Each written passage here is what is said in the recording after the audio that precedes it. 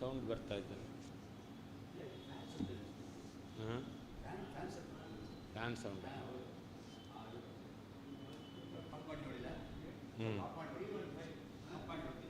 Of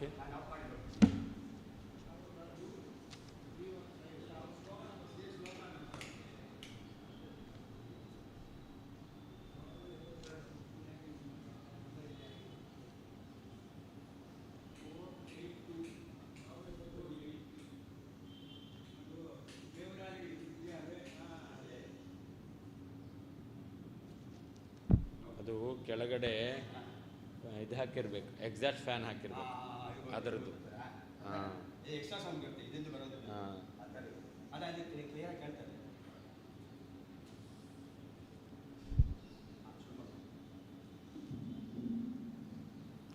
ಭಕ್ತ್ಯಾ ಸ್ತುತ್ಯಾ ವಿರಕ್ತ್ಯಾ ಭಜದಮಲಜನೋನ್ನತ್ಯಭೂತ್ಯರ್ಪಕಾಯ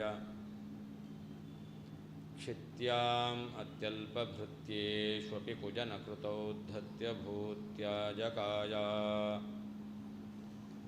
ಕರ್ತ್ರೇ ಧರ್ತ್ರೇಥ ಹರ್ತ್ರೇ ಹಯಮುಖಹರಯೇ ಮುತ್ರಪಾತ್ರೇ ನಮಸ್ತೆ. ತಸ್ಮೈ ಕಸ್ಮೈಚಿದಸ್ಮನ್ಮನಸಿ ಧೃತಕಥಾ ವಿಸ್ಮೃತೌ ಸ್ಮಾರಕಾಯ ತಪೋ ವಿದ್ಯಾ ವಿರಕ್ತ್ಯಾದಿ ಸದ್ಗುಣೌಘಾಕರಾನಹಂ ವಾದಿರಾಜಗುರೂನ್ ವಂದೇ ಹಯಗ್ರೀವಪದಾಶ್ರಯಾನ್. ದುರ್ವಾದಿಧ್ವಾಂತರವಯೇ ವೈಷ್ಣವೇಂದೀವರೇಂದವೇ ಶ್ರೀರಾಘವೇಂದ್ರಗುರವೇ ನಮೋತ್ಯಂತದಯಾಲವೇ. ತಪಸ್ವಾಧ್ಯಾಯ ಶುಶ್ರೂಷಾ ಕೃಷ್ಣಪೂಜಾರತಂ ಮುನಿಂ ವಿಶ್ವೇಶಮಿಷ್ಟದಂ ವಂದೇ ಪರಿವ್ರಾಟ್ಚಕ್ರವರ್ತಿನಂ. ಶ್ರೀಗುರುಭ್ಯೋ ನಮಃ. ಛಿನ್ನೇ ಸೂತ್ರೇ ತ್ವನಾಲಂಬಃ ಪರಾಮರ್ಶೋಪ್ಯಯಂ ಪತೇತ್ ಅತೋ ಜ್ಞಾನೈಕಸಾಧ್ಯೋರ್ಥಃ ನ ಸ್ಯಾತ್ ತೇ ಸ್ಯಾತ್ ತಮೋಂತತಃ. ಪುರುಷ ಸೂಕ್ತದ ಅರ್ಥವನ್ನು ನಿರೂಪಣೆ ಮಾಡ್ತಾ ಇದ್ದಾರೆ. ಪುರುಷ ಸೂಕ್ತದಲ್ಲಿ ಭಗವಂತನ ಮಹಿಮೆಯನ್ನು ಹೇಳಿದ್ದಾರೆ. ಮಧ್ಯದಲ್ಲಿ ಪುರುಷ ಏವೇದಂ ಸರ್ವಂ ಎಂಬತಕ್ಕಂತಹ ವಾಕ್ಯ ಇದೆ. ಈ ಪುರುಷ ಏವೇದಂ ಸರ್ವಂ ಎಂಬುವಂತಹ ವಾಕ್ಯ ಜೀವ ಮತ್ತು ಪರಮಾತ್ಮನ ಐಕ್ಯವನ್ನು ಹೇಳುತ್ತಾ ಇದೆ ಎಂಬುದಾಗಿ ಇತರರು ವ್ಯಾಖ್ಯಾನವನ್ನು ಮಾಡುತ್ತಾರೆ. ಹಿಂದಿನ ಮುಂದಿನ ವಾಕ್ಯಗಳೆಲ್ಲ ಸಗುಣ ಬ್ರಹ್ಮನ ಗುಣಗಳನ್ನು ಪ್ರತಿಪಾದನೆ ಮಾಡುತ್ತಾ ಇದೆ. ಪುರುಷ ಏವೇದಂ ಸರ್ವಂ ಎಂಬತಕ್ಕಂತಹ ವಾಕ್ಯ ಮುಖ್ಯ ತತ್ವ, ಮುಖ್ಯ ಪ್ರಮೇಯ, ಜೀವಬ್ರಹ್ಮರ ಅಭೇದ ಇದನ್ನು ಪ್ರತಿಪಾದನೆ ಮಾಡುತ್ತಾ ಇದೆ ಅಂತ ಹೇಳಿದರು. ಅದಕ್ಕೆ ಒಂದು ವೇಳೆ ಈ ಪುರುಷ ಸೂಕ್ತದಲ್ಲಿ ಮಧ್ಯದ ವಾಕ್ಯ ಅಭೇದವನ್ನು ಪ್ರತಿಪಾದನೆ ಮಾಡುತ್ತೆ ಅಂತ ಹೇಳಿದ್ರೆ ಏನು ಸಮಸ್ಯೆ? ತಮೇವಂ ವಿದಿತ್ವಾ ಅತಿಮೃತ್ಯುಮೇತಿ ಅಂತ ಮುಂದೆ ವಾಕ್ಯ ಇದೆ. ಯಜುರ್ವೇದದ ಪುರುಷ ಸೂಕ್ತದಲ್ಲಿ ಭಗವಂತನನ್ನು ಈ ರೀತಿಯಲ್ಲಿ ತಿಳಿದು ಅಂತ ತಮ್ ಎಂಬುದಾಗಿ ತಚ್ಛಬ್ದ ಅದು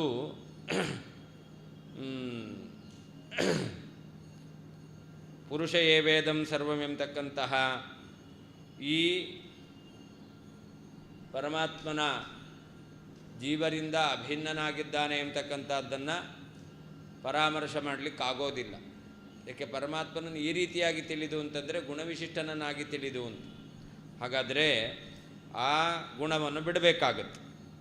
ಯಾವುದು? ಜೀವಬ್ರಹ್ಮರ ಅಭೇದವನ್ನು ಹೇಳ್ತಕ್ಕಂತಹ ಪುರುಷ ಏವೇದಂ ಸರ್ವ ಎಂಬತಕ್ಕಂಥ ವಾಕ್ಯದಿಂದ ಪ್ರತಿಪಾದಿತವಾದ ಅರ್ಥ ಇದನ್ನು ಬಿಡಬೇಕಾಗುತ್ತೆ. ಅವಾಗೇನಾಗುತ್ತೆ ಅಂತಂದರೆ ಪುರುಷ ಸೂಕ್ತ ಎಂಬತಕ್ಕಂಥದ್ದು ಅದು ಒಂದು ಹಾರ. ಪುರುಷ ಸೂಕ್ತ ಎಂಬತಕ್ಕ ಒಂದು ಹಾರ. ಅದರಲ್ಲಿ ಮಧ್ಯದಲ್ಲಿರುವಂತಹ ಆ ಮುತ್ತು ತತ್ವ ಎಂಬತಕ್ಕಂಥ ರತ್ನ ಅದನ್ನು ಬೇರ್ಪಡಿಸಬೇಕು ಅಂತಾದರೆ ಪುರುಷ ಸೂಕ್ತ ಎಂಬತಕ್ಕಂಥದ್ದನ್ನು ತುಂಡು ಮಾಡಬೇಕಾಗುತ್ತೆ. ತುಂಡು ಮಾಡಿದಾಗ ಮಾತ್ರ ಅದು ಬೇರ್ಪಡಿಸಲಿಕ್ಕೆ ಸಾಧ್ಯ. ತುಂಡು ಮಾಡಬಾರ್ದು, ಹಾಗೆ ಇಟ್ಕೊಳ್ಬೇಕು ಅಂತಂದರೆ ಆವಾಗ ಐಕ್ಯ ಅಂತ ಅರ್ಥ ಮಾಡಲಿಕ್ಕೆ ಬರೋದಿಲ್ಲ. ತುಂಡು ಮಾಡಿದ್ರೆ ಏನು ಸಮಸ್ಯೆ ಅದನ್ನು ಹೇಳ್ತಾ ಇದ್ದಾರೆ. ಚಿನ್ನೇ ಸೂತ್ರೇ ತ್ವನಾಲಂಬ ಅಂತ. ಪುರುಷ ಸೂಕ್ತ ಎಂಬತಕ್ಕಂತಹ ಸೂತ್ರ ಅದು ಹಗ್ಗ, ಅದೇನಾದರೂ ಚಿನ್ನಾಗಿದೆ ತುಂಡಾಗಿದೆ ಅಂತಾದರೆ ಆವಾಗ ತಮೇವಂ ವಿದ್ವಾನ್ ಎಂಬತಕ್ಕಂತಹ ಏನು ತಮ್ ಎಂಬುದಾಗಿ ತತ್ಶಬ್ದದಿಂದ ಪರಾಮರ್ಶೆ ಮಾಡ್ತಾ ಇದ್ದಾರೆ, ಅದಕ್ಕೆ ಆಶಯ ಇಲ್ಲ ಅಂತ ಆಗ್ತಾ ಇತ್ತು. ಅದರಲ್ಲಿ ಏನಾಗುತ್ತೆ, ಈ ತಮೇವಂ ಎಂಬತಕ್ಕಂತಹ ಶ್ರುತಿಯಲ್ಲಿ ಹೇಳಿರುವಂತಹ ನಾವೇನು ಹಿಂದಿನದ್ದನ್ನು ಪರಾಮರ್ಶೆ ಮಾಡಬೇಕು ಅದನ್ನು ಪರಾಮರ್ಶೆ ಮಾಡಲಿಕ್ಕಿಲ್ಲ ಅಂತಾಯಿತು. ಆವಾಗ ಅದು ಪತೆ ಬಿದ್ದು ಹೋಗುತ್ತೆ. ಯಾವಾಗ ಮಣಿ ಅದು ಸೂತ್ರವನ್ನು ಆಶ್ರಯಿಸ್ಕೊಂಡಿದೆಯೋ, ಸೂತ್ರ ತುಂಡಾಗಿ ಹೋಯಿತು ಅಂತಂದರೆ ಮಣಿ ಏನಾಗುತ್ತೆ, ಬಿದ್ದು ಹೋಗುತ್ತೆ. ಹಾಗೇ ಪರಮಾತ್ಮನು ಏತಾದೃಶ ಗುಣವುಳ್ಳವನು ಎಂಬತಕ್ಕಂಥದ್ದನ್ನು ನಾವು ಪರಾಮರ್ಶೆ ಮಾಡಬೇಕು. ಆವಾಗ ಪುರುಷ ಸೂಕ್ತ ಎಂಬತಕ್ಕಂಥ ಸೂತ್ರ ಅದಿರಬೇಕು. ಒಂದು ವೇಳೆ ಅದನ್ನು ನೀವು ತುಂಡು ಮಾಡಿದ್ದೀರಾ, ಪುರುಷ ಯೇ ವೇದಂ ಸರ್ವಂ ಎಂಬತಕ್ಕಂಥ ವಾಕ್ಯ ಅಭೇದವನ್ನು ಹೇಳುತ್ತೆ, ಉಳಿದ ವಾಕ್ಯಗಳೆಲ್ಲ ಗುಣವನ್ನು ಹೇಳುತ್ತೆ ಅಂತ ಈ ರೀತಿಯಲ್ಲಿ ನಾವು ಅದನ್ನು ಎರಡರ್ಥ ಇದೆ ಅಂತ ಹೇಳಿದ್ರೆ ಪುರುಷ ಸೂಕ್ತ ಎಂಬತಕ್ಕಂತಹ ಸೂತ್ರವನ್ನು ಅಂದರೆ ದಾರವನ್ನು ತುಂಡು ಮಾಡದಂತೆ ಆಯಿತು. ಆವಾಗ ತಮೇವಂ ಎಂಬುದಾಗಿ ಏನು ಪರಮಾತ್ಮ ಏತಾದೃಶ ಗುಣವಿಶಿಷ್ಟನಾಗಿದ್ದಾನೆ ಎಂಬುದನ್ನು ಪರಾಮರ್ಶೆ ಮಾಡಬೇಕು, ಅದಕ್ಕೆ ಆಶಯ ಇಲ್ಲ ಅಂತ ಆಯಿತು. ಯಾವಾಗ ಆಶಯ ಇಲ್ವೋ ಅದು ಬಿದ್ದು ಹೋಗುತ್ತೆ.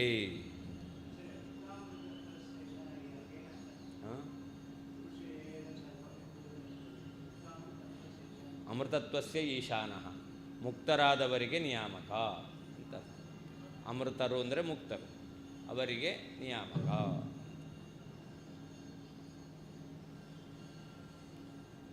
ಹಾಗೇ ಅಷ್ಟೇ ಅಲ್ಲ, ಜ್ಞಾನದಿಂದ ಮಾತ್ರ ಪ್ರಾಪ್ತವಾಗುವಂತಹ ಯಾವ ಫಲ ಇದೆ ಅದು ನಿನಗೆ ಸಿದ್ಧವಾಗದೆ ಹೋಗಬೇಕಾದೀತು. ಯಾಕೆ, ತಮೇವಂ ವಿದಿತ್ವ ಅತಿಮೃತ್ಯುಮೇತಿ ಅಂತಿರೋದು. ವಿದಿತ್ವ ತಿಳಿದು, ಯಾವ ರೀತಿಯಲ್ಲಿ ತಮ್ ಏತಾದೃಶ ಗುಣವಿಶಿಷ್ಟನಾದ ಪರಮಾತ್ಮನನ್ನು ತಿಳಿಬೇಕು ಅಂತ. ಆದರೆ ಆ ಗುಣ ಪ್ರತಿಪಾದನೆ ಮಾಡಲ್ಲ ಅಂತ ಹೇಳ್ತೀರ. ಹಾಗಾದರೆ ಆ ಗುಣವಿಶಿಷ್ಟನಾದ ಪರಮಾತ್ಮನ ಜ್ಞಾನವನ್ನು ಪಡೆದದ್ರಿಂದ ಏನು ಫಲ ಬರುತ್ತೆ ಅಂತ ಶ್ರುತಿ ಹೇಳ್ತೋ ಆ ಫಲ ನಿನಗಿಲ್ಲ ಅಂತಾಯಿತು. ಜ್ಞಾನದಿಂದ ಬರುವ ಫಲ ಯಾವುದು? ಮೋಕ್ಷ. ಮೋಕ್ಷ ರೂಪವಾದ ಫಲ ಇಲ್ಲ ಅಂದರೆ ಏನರ್ಥ? ಅದರಿಂದ ಅಂಧಂತಮಸ್ಸು, ಅದು ನಿನಗೆ ನಿತ್ಯ ದುಃಖ ಎಂಬತಕ್ಕಂಥದ್ದು ಪ್ರಾಪ್ತ ಆಗಬೇಕಾಗುತ್ತೆ. ಅದರಿಂದ ಪುರುಷ ಯೇ ವೇದಂ ಸರ್ವಂ ಎಂಬತಕ್ಕಂತಹ ವಾಕ್ಯ ಅದು ಜೀವಬ್ರಹ್ಮರ ಅಭೇದವನ್ನು ಹೇಳ್ತಾ ಇದೆ ಎಂಬುದಾಗಿ ಅರ್ಥ ಮಾಡಬಾರದು.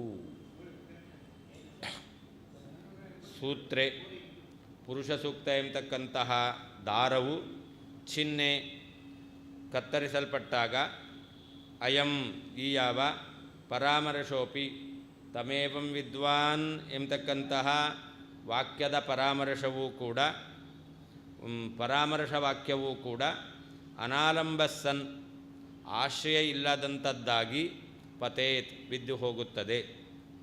ಅತಃ ಪರಾಮರ್ಶ ವಾಕ್ಯವು ಅಪ್ರಮಾಣವಾದ್ದರಿಂದ ತೇ ನಿನಗೆ ಜ್ಞಾನೈಕ ಸಾಧ್ಯ ಕೇವಲ ಜ್ಞಾನದಿಂದ ಮಾತ್ರ ಪಡೆಯಲು ಯೋಗ್ಯವಾದ ಅರ್ಥ ಮೋಕ್ಷ ಎಂಬತಕ್ಕಂತಹ ಪ್ರಯೋಜನವು ನ ಸ್ಯಾತ್ ಸಿದ್ಧಿಸಲಾರದು. ತೇ ನಿನಗೆ ಅಂತತಃ ಕೊನೆಯಲ್ಲಿ ತಮಃ ಅಂಧಂತಮಸ್ಸು ಸ್ಯಾತ್ ಆಗುತ್ತದೆ. ಸೂತ್ರೇ ಪುರುಷ ಸೂಕ್ತ ಎಂಬತಕ್ಕಂತಹ ದಾರವು ಚಿಹ್ನೆ ತುಂಡಾಗುತ್ತಿರಲು ಅಯಂ ಈ ಯಾವ ಪರಾಮರ್ಶೋಪಿ ತಮೇವಂ ವಿದ್ವಾನ್ ಎಂಬತಕ್ಕಂತಹ ಪರಾಮರ್ಶದ ವಾಕ್ಯವೂ ಅನಾಲಂಬಸ್ಸನ್ ಆಶ್ರಯರಹಿತವಾದದ್ದಾಗಿ ಪತೇತ್ ಬಿದ್ದು ಹೋಗುತ್ತದೆ. ಅತಃ ಪರಾಮರ್ಶ ವಾಕ್ಯವು ಅಪ್ರಮಾಣವಾದ್ದರಿಂದ ತೇ ನಿನಗೆ ಜ್ಞಾನೈಕ ಸಾಧ್ಯ ಕೇವಲ ಜ್ಞಾನದಿಂದ ಮಾತ್ರ ಪಡೆಯಲು ಸಾಧ್ಯವಾದ ಅರ್ಥ ಮೋಕ್ಷರೂಪವಾದಂತಹ ಪ್ರಯೋಜನವು ನ ಸ್ಯಾತ್ ಇಲ್ಲ ಅಂತಾಗುತ್ತದೆ. ತೇ ನಿನಗೆ ಅಂತತಃ ಕೊನೆಯಲ್ಲಿ ತಮಃ ಅಂಧಂತಮಸ್ಸು ಸ್ಯಾತ್ ಆಗುತ್ತದೆ.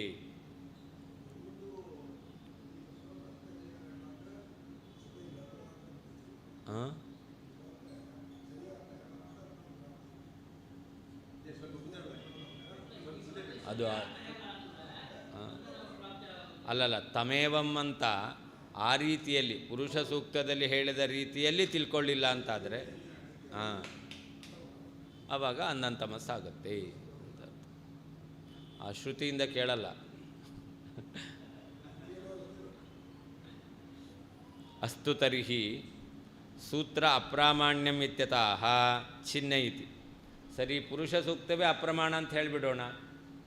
ಪುರುಷ ಸೂಕ್ತಕ್ಕೆ ಒಂದು ವೇಳೆ ಅಪ್ರಾಮಾಣ್ಯ ಹೇಳ್ತೀರಾ ಅಂತಂದರೆ ತಮೇವಂ ವಿದಿತ್ವ ಎಂಬತಕ್ಕಂತಹ ವಾಕ್ಯವು ಅಪ್ರಮಾಣ ಅಂತ ಆಗುತ್ತೆ ಅಂತ ಹೇಳ್ತಾ ಇದ್ದಾರೆ. ಸೂತ್ರೇ ಸೂಕ್ತಾಖ್ಯ ಸೂತ್ರೇ ಅಂತ ಅರ್ಥ. ಪುರುಷ ಸೂಕ್ತ ಎಂಬತಕ್ಕಂತಹ ದಾರ ಅದು ಚಿಹ್ನೆ ಅಂದರೆ ಏನರ್ಥ? ಅಪ್ರಾಮಾಣ್ಯೇನ ವಿನಾಶಿತೆ. ಅಪ್ರಮಾಣ ಅಂತಾಗಿ ಅದು ನಾಶ ಹೊಂದಿದೆ ಅಂತಾದರೆ ಅನಾಲಂಬ ಏನರ್ಥ? ತಮೇವಂ ವಿದ್ವಾನ್ ಇತಿ ಸೂಕ್ತ ಮಧ್ಯಪತಿತ ಪರಾಮರ್ಶವಾಕ್ತಸ್ಯ ಅಪ್ರಾಮಾಣ್ಯ ಪ್ರಸಂಗೇನ ಅಂತ. ತಮೇವಂ ವಿದ್ವಾನ್ ಎಂಬತಕ್ಕಂಥದ್ದೇನಾಗಿದೆ? ಪುರುಷ ಸೂಕ್ತದಲ್ಲಿ ಸೇರಿಕೊಂಡಿದೆ. ಪುರುಷ ಸೂಕ್ತ ಮಧ್ಯಪತಿತ, ಪುರುಷ ಸೂಕ್ತ ಮಧ್ಯದಲ್ಲಿ ಆ ವಾಕ್ಯವು ಕೂಡ ಸೇರಿಕೊಂಡಿದೆ. ಆದ್ದರಿಂದ ಅಂತಹ ತಮೇವಂ ವಿದ್ವಾನ್ ಎಂಬತಕ್ಕಂಥ ವಾಕ್ಯವು ಕೂಡ ಅಪ್ರಮಾಣ ಅಂತ ಆಗುತ್ತೆ.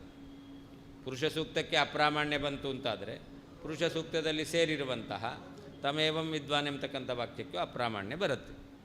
ಮೂಲೀಭೂತ ಸ್ವಪ್ರತಿಪಾದಕ ಪ್ರಮಾಣಶೂನ್ಯ ಇತ್ಯರ್ಥ ಅಂತ.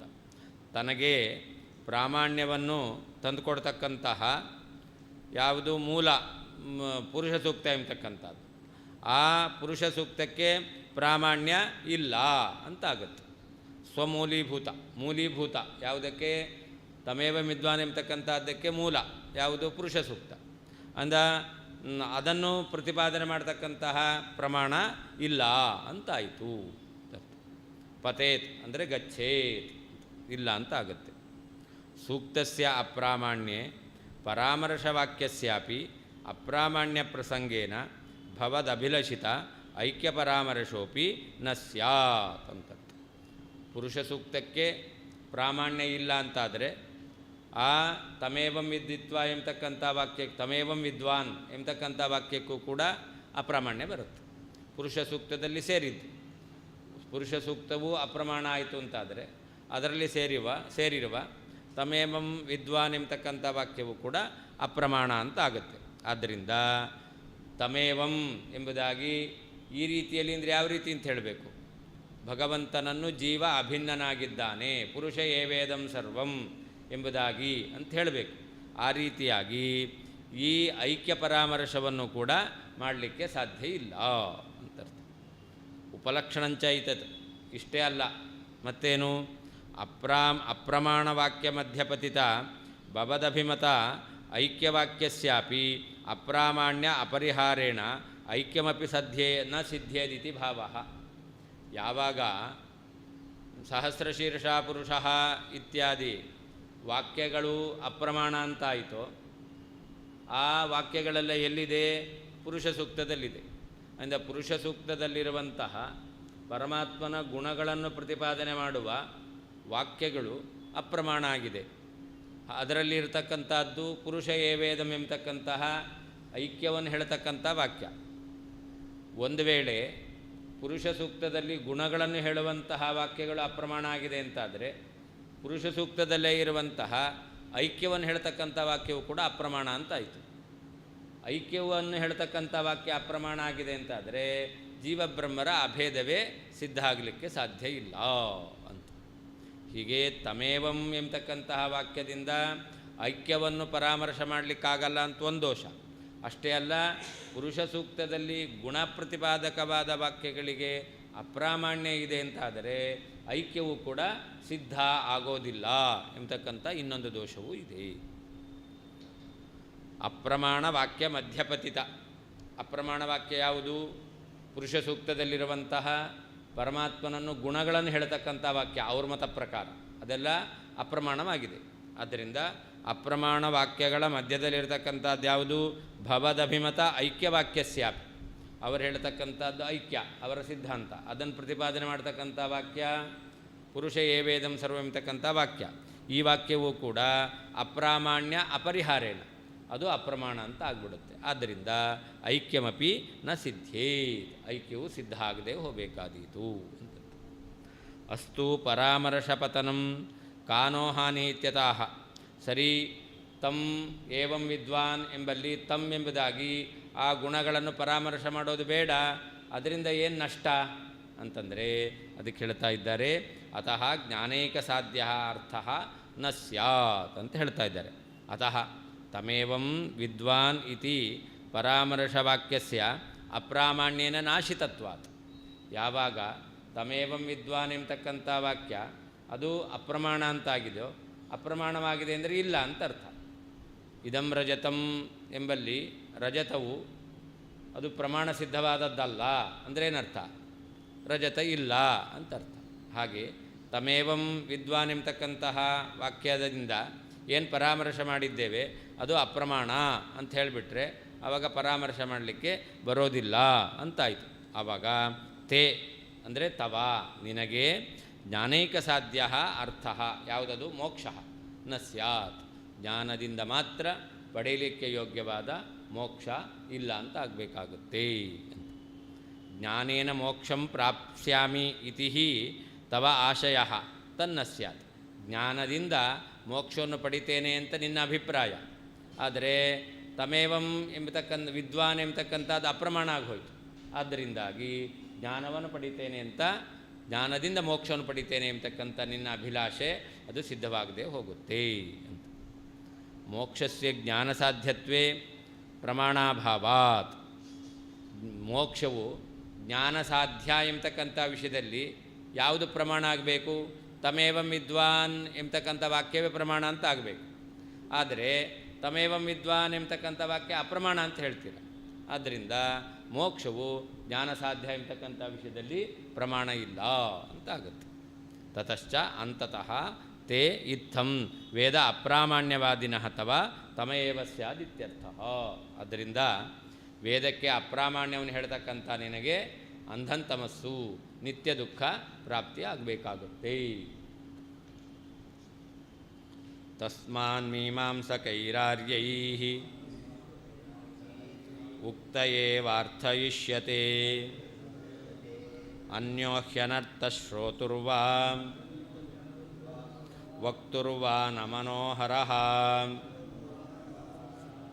ಹಾಗಾದರೆ ಪುರುಷ ಏವೇದಂ ಸರ್ವಂ ಎಂಬತಕ್ಕಂಥ ವಾಕ್ಯ ಇದೆಯಲ್ಲ, ಈ ವಾಕ್ಯಕ್ಕೆ ಏನು ಅರ್ಥ ಮಾಡಬೇಕು? ಮಾಯಾವಾದಿಗಳು ಹೇಳ್ತಕ್ಕಂತಹ ಅರ್ಥ ಅದು ಅನರ್ಥವನ್ನು ಉಂಟು ಮಾಡ್ತಾ ಇದೆ.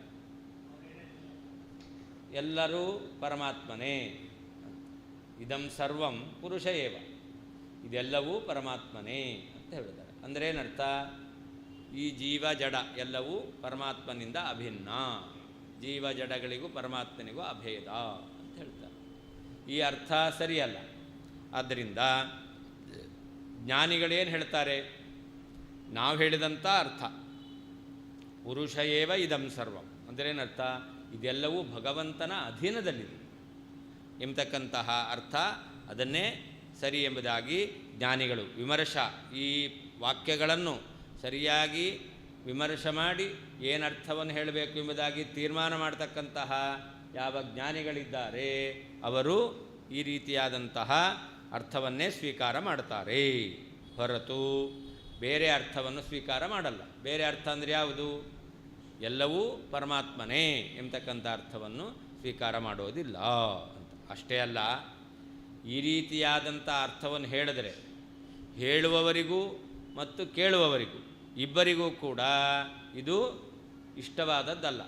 ಮನೋಹರ ನ, ಅದು ಮನಸ್ಸಿಗೆ ಸಂತೋಷವನ್ನು ಉಂಟು ಮಾಡತಕ್ಕಂಥದ್ದು ಅಲ್ಲ.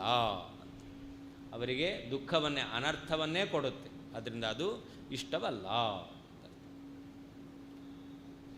ತಸ್ಮಾತ್ ಇತರರು ಹೇಳುವಂತಹ ಪುರುಷ ಏವೇದಂ ಸರ್ವಂ ಎಂಬತಕ್ಕಂಥ ವಾಕ್ಯಕ್ಕೆ ಅಭೇದ ಎಂಬತಕ್ಕಂಥ ಅರ್ಥಕ್ಕೆ ಅನೇಕ ವಿರೋಧಗಳಿರುವುದರಿಂದ ಮೀಮಾಂಸಕೈ ವಿಮರ್ಶಕರಾದ ಆರ್ಯೈಹಿ ಜ್ಞಾನಿಗಳಿಂದ ಉಕ್ತಃ ಹೇಳಲ್ಪಟ್ಟಂತಹ ಅರ್ಥಃ ಏವ ಅರ್ಥವೇ ಇಷ್ಯತೆ ಸ್ವೀಕರಿಸಲ್ಪಡುತ್ತದೆ. ಅನ್ಯಃ ಎಲ್ಲ ಜಗತ್ತು ಪರಮಾತ್ಮ ಸ್ವರೂಪವಾಗಿದೆ ಎಂಬತಕ್ಕಂತಹ ಅರ್ಥವು ಅನರ್ಥಃ ಇಹಿ ಅನರ್ಥಕ್ಕೆ ಸಾಧಕವಾಗಿದೆ. ವಕ್ತುಹು ಹೇಳುವವನಿಗಾಗಲಿ ಶ್ರೋತೃವ ಕೇಳುವವನಿಗಾಗಲಿ ನ ಮನೋಹರಃ ಅದು ಆಕರ್ಷಕವಾದದ್ದಲ್ಲ. ತಸ್ಮಾತ್ ಇತರರು ಹೇಳುವಂತಹ ಪುರುಷ ಏವೇದಂ ಸರ್ವಂ ಎಂಬತಕ್ಕಂತಹ ವಾಕ್ಯಕ್ಕೆ ಎಲ್ಲವೂ ಪರಮಾತ್ಮನೇ ಎಂಬತಕ್ಕಂಥದ್ದು ಅನೇಕ ರೀತಿಯಿಂದ ವಿರೋಧವನ್ನು ಹೊಂದಿದೆ. ಆದ್ದರಿಂದ ಮೀಮಾಂಸಕೈಹಿ ವಿಮರ್ಶಕರಾದ ಆರ್ಯೈಹಿ ಜ್ಞಾನಗಳಿಂದ ಉಕ್ತಃ ಹೇಳಲ್ಪಟ್ಟಂತಹ ಅರ್ಥ ಏವ ಅರ್ಥವೇ ಅರ್ಥಾತ್ ಎಲ್ಲವೂ ಪರಮಾತ್ಮನ ಅಧೀನ ಎಂಬತಕ್ಕಂಥ ಅರ್ಥವೇ ಇಷ್ಯತೆ ಸ್ವೀಕಾರ ಮಾಡಲ್ಪಡ್ತಾ ಇದೆ. ಅನ್ಯಃ ಈ ಜಗತ್ತೆಲ್ಲವೂ ಕೂಡ ಪರಮಾತ್ಮನಿಂದ ಅಭಿನ್ನವಾಗಿದೆ ಎಂಬತಕ್ಕಂತಹ ಅರ್ಥವು ಅನರ್ಥಃ ಇಹಿ ಅದು ದುಃಖಕ್ಕೆ ಕಾರಣವಾಗಿದೆ, ಅನರ್ಥಕ್ಕೆ ಕಾರಣವಾಗಿದೆ.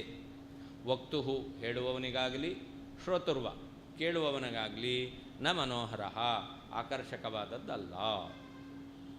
ತಸ್ಮಾತ್ ಅಂತಿದೆ ಅದಕ್ಕರ್ಥ ಪರೋದೀರಿತ ಅರ್ಥಸ್ಯ ಬಹುಧಾ ವಿರುದ್ಧತ್ವಾತ್ ಇತರರು ಹೇಳುವಂತಹ ಅರ್ಥ ಅದಕ್ಕೆ ಅನೇಕ ರೀತಿಯಾದಂತಹ ವಿರೋಧ ಇದೆ.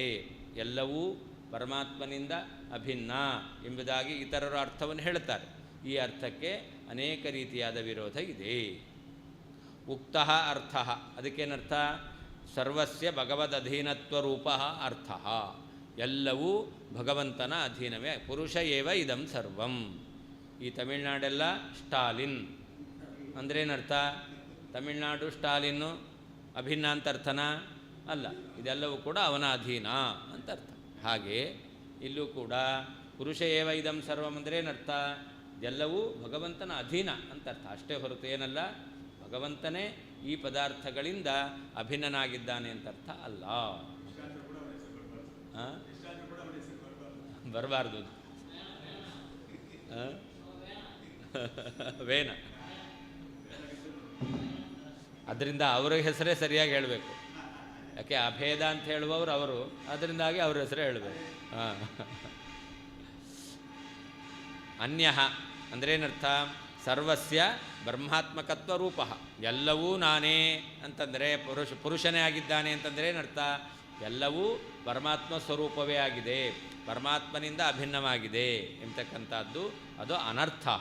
ಅಂದರೆ ಶ್ರುತ್ಯ ಅಪ್ರಾಮಾಣ್ಯಾದಿ ಅನರ್ಥ ಸಂಪಾದಕ ವೇದಕ್ಕೆ ಅಪ್ರಾಮಾಣ್ಯ ತಂದುಕೊಡುತ್ತೆ.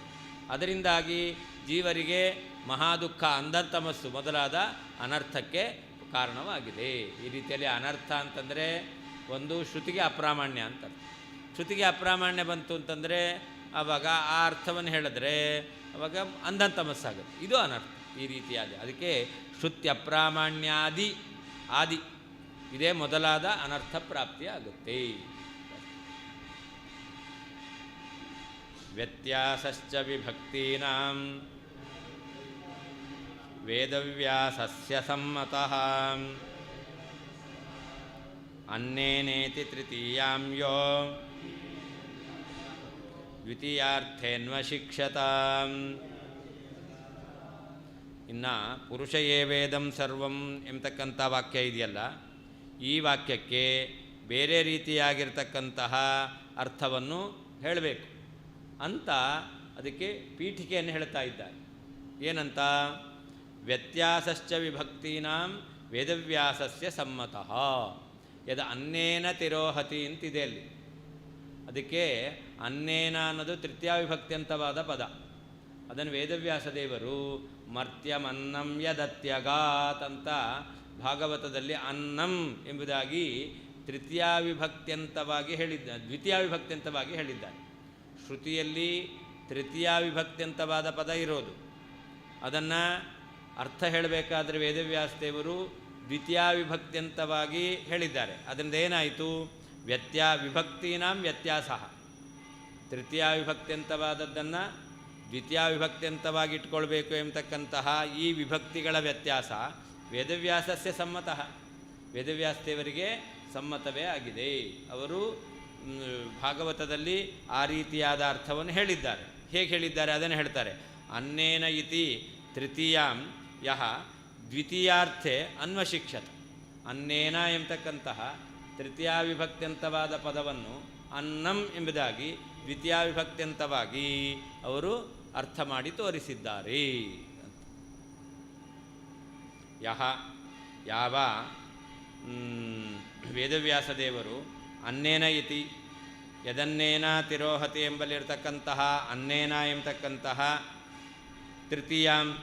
ತೃತೀಯಾವಿಭಕ್ತಿ ಪ್ರತ್ಯಯವನ್ನು ದ್ವಿತೀಯಾವಿಭಕ್ತ್ಯರ್ಥದಲ್ಲಿ ಅನ್ವಶಿಕ್ಷಿತ ಬೋಧಿಸಿದ್ದಾರೋ ತಸ್ಯ ಅಂತಹ ವೇದವ್ಯಾಸದೇವರಿಗೆ ವಿಭಕ್ತಿಗಳ ವ್ಯತ್ಯಾಸವು ಸಮ್ಮತಃ ಚ ಸಮ್ಮತವೇ ಆಗಿದೆ. ಯಾವ ವೇದವ್ಯಾಸದೇವರು ಅನ್ನೇನ ಇತಿ ಯದನ್ನೇನ ತಿರೋಹತಿ ಎಂಬಲ್ಲಿರ್ತಕ್ಕಂತಹ ಅನ್ನೇನ ಎಂಬತಕ್ಕಂತಹ ತೃತೀಯಾವಿಭಕ್ತಿ ಪ್ರತ್ಯಯವನ್ನು ದ್ವಿತೀಯಾವಿಭಕ್ತ್ಯರ್ಥದಲ್ಲಿ ಅನ್ವಶಿಕ್ಷತ ಬೋಧಿಸಿದ್ದಾರೆ. ತಸ್ಯ ಅಂತಹ ವೇದವ್ಯಾಸದೇವರಿಗೆ ವಿಭಕ್ತಿಗಳ ವ್ಯತ್ಯಾಸವು ಸಮ್ಮತಶ್ಚ ಸಮ್ಮತವೇ ಆಗಿದೆ. ಭಗವಂತ ಎಲ್ಲ ಜೀವರನ್ನು ಮುಕ್ತಿಯಲ್ಲಿಯೂ ಕೂಡ ಅವನು ಅತಿಕ್ರಮಿಸಿ ಇದ್ದಾನೆ. ಮುಕ್ತಿಯಲ್ಲಿ ತನ್ನ ಅಧೀನದಲ್ಲೇ ಇಟ್ಕೊಂಡಿದ್ದಾನೆ ಅಂತ ಅರ್ಥ. ಅನ್ನ ಅಂತಂದರೆ ಸಾಯುವಂತಹ ಜೀವರು ಅಂತ ಅರ್ಥ. ಆ ಜೀವರನ್ನು ಅತಿಕ್ರಮಿಸಿದ್ದಾನೆ ಅಂದರೇನರ್ಥ? ಮೀರಿ ನಿಂತಿದ್ದಾನೆ ಅಂದರೇನರ್ಥ? ಅವರಿಗೆ ನಿಯಾಮಕನಾಗಿದ್ದಾನೆ ಅಂತ ಅರ್ಥ. ಮುಕ್ತಿಯಲ್ಲಿಯೂ ಈ ಜೀವರಿಗೆ ಭಗವಂತ ಅವನು ನಿಯಾಮಕನಾಗಿದ್ದಾನೆ.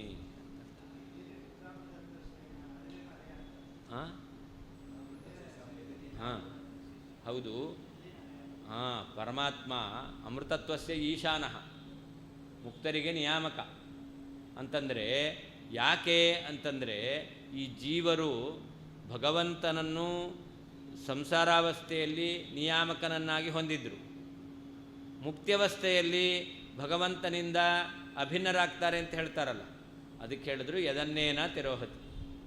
ಭಗವಂತ ಯಾವ ಒಂದು ಕಾಲದಲ್ಲಿ ತನ್ನ ಅಧೀನದಲ್ಲಿದ್ದರೋ ಅಂತಹ ಜೀವಿಗಳನ್ನು ಮುಂದೆ ತನ್ನ ಅಧೀನದಲ್ಲೇ ಇಟ್ಕೊಳ್ತಾನೆ ವಿನಃ ಅವನೇನು ಮಾಡಲ್ಲ, ತನ್ನ ಅಧೀನದಲ್ಲಿ ಇಲ್ಲದವರನ್ನಾಗಿ ಮಾಡೋದಿಲ್ಲ.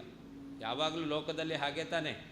ಒಬ್ಬ ವ್ಯಕ್ತಿ ತನ್ನ ಅಧೀನದಲ್ಲಿದ್ದಾನೆ ಅಂತಂದರೆ ತನ್ನ ಕಂಟ್ರೋಲಲ್ಲೇ ಇರಬೇಕು ಅಂತ ಇಟ್ಕೊಳ್ತಾನೆ, ಹೊರತು ತನ್ನನ್ನು ಮೀರಿ ಅಥವಾ ತನಗೆ ಸಮಾನನನ್ನಾಗಿ ಅವನನ್ನು ಮಾಡ್ಕೊಳ್ಳೋದಿಲ್ಲ.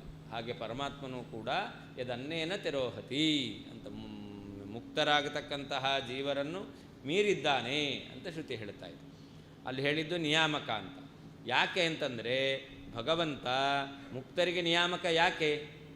ಸಂಸಾರಾವಸ್ಥೆಯಲ್ಲಿ ನಿಯಮ್ಯರಾಗಿದ್ದರು, ಅಂತಹ ನಿಯಮ್ಯರಾದ ಜೀವರನ್ನು ಮುಕ್ತಿಯವಸ್ಥೆಯಲ್ಲಿಯೂ ಕೂಡ ಭಗವಂತ ನಿಯಮ್ಯರನ್ನಾಗೇ ಇಟ್ಕೊಂಡಿರ್ತಾನೆ, ತಾನು ನಿಯಾಮಕನಾಗೇ ಇರ್ತಾನೆ ಅಂತ ಹೇಳ್ತಾನೆ.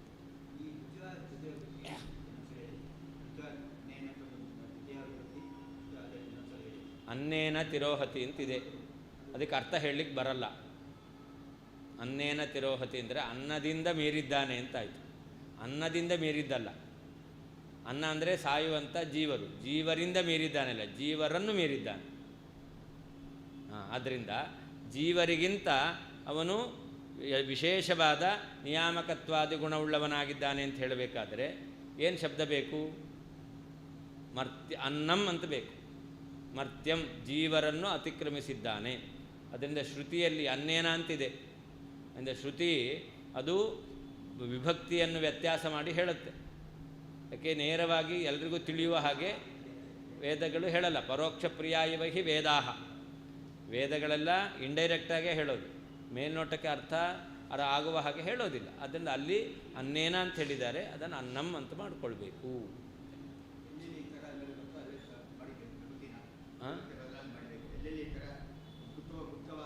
ಹೌದು ಹೌದು, ಅಲ್ಲಿ ಹೇಳಿರ್ತಾರೆ ಅದನ್ನು ಯಾವ ರೀತಿ ಅರ್ಥ ಮಾಡಬೇಕು ಅಂತ ವೇದವ್ಯಾಸದೇವರು.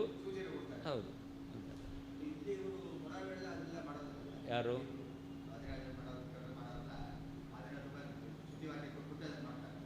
ಹಾಂ,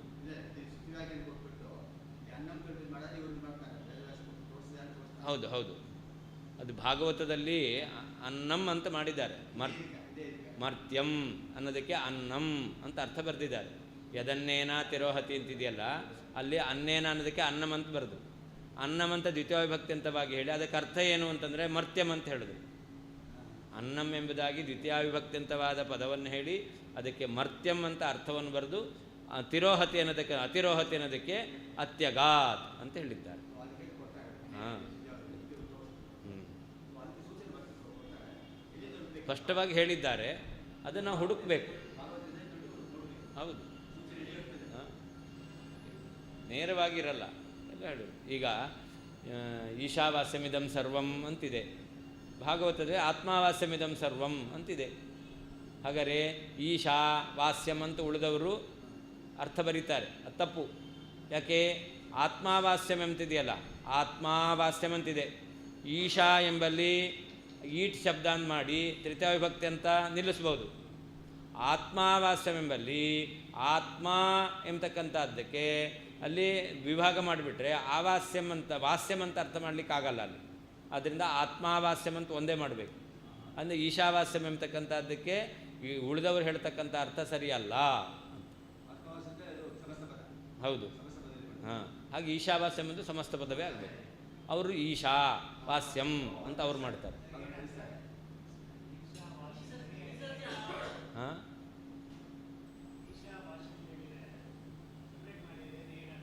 ಹಾಂ, ಅವ್ರು ಹೇಳೋದು ಈ ಜಗತ್ತೆಲ್ಲವೂ ಕೂಡ ಪರಮಾತ್ಮ ಅಂತ ಹೇಳಬೇಕಲ್ಲ.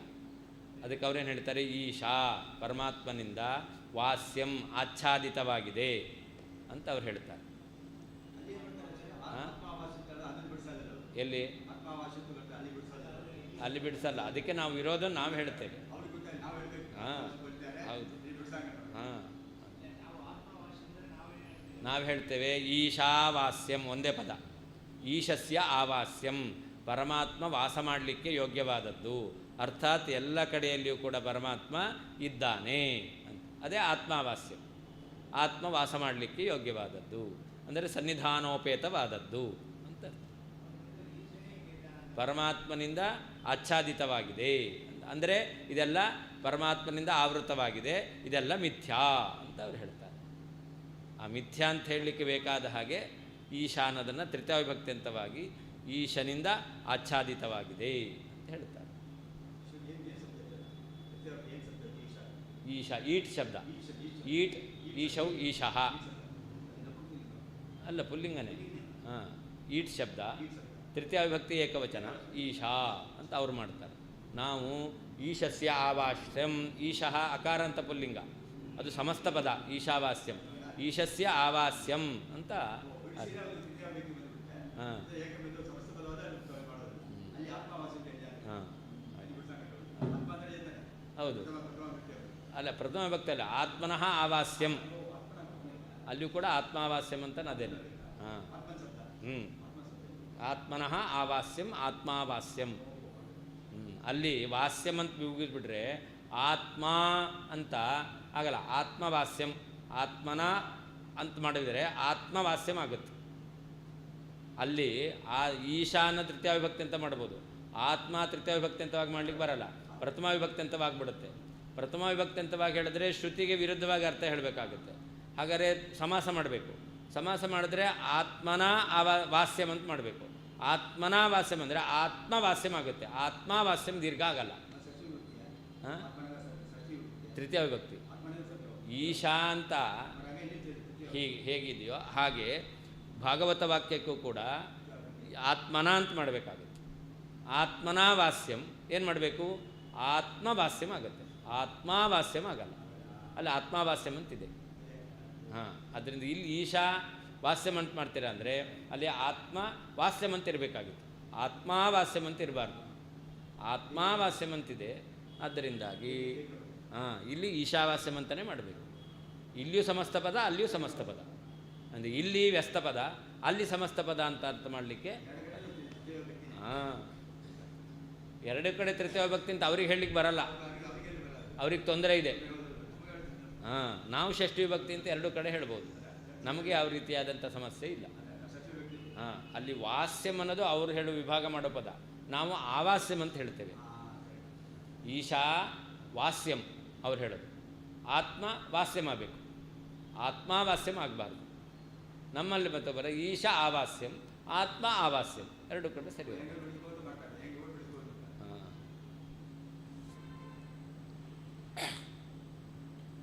ಪುರುಷ ಏವೇದಂ ಸರ್ವಮಿತಿ ವಾಕ್ಯಸ್ಯ ಪ್ರಕಾರಾಂತರೇಣಾಪಿ ಅರ್ಥಂ ವಕ್ತುಂ ಪೀಠಿಕಾಂ ಆರಚಯತಿ. ಪುರುಷ ಏವೇದಂ ಸರ್ವ ಎಂಬತಕ್ಕಂಥದ್ದಕ್ಕೆ ಇನ್ನೊಂದು ರೀತಿಯಿಂದ ಅರ್ಥವನ್ನು ಹೇಳಬೇಕು ಎಂಬ ಅಭಿಪ್ರಾಯದಿಂದ ಅದಕ್ಕೆ ಪೀಠಿಕೆಯನ್ನು ಹೇಳ್ತಾ ಇದ್ದಾರೆ. ವ್ಯತ್ಯಾಸ ಇತಿ. ಯಹ ಅಂದರೆ ವ್ಯಾಸಃ, ವೇದವ್ಯಾಸದೇವರು ಯದನ್ನೇನ ತಿರೋಹತಿ ಇತ್ಯತ್ರ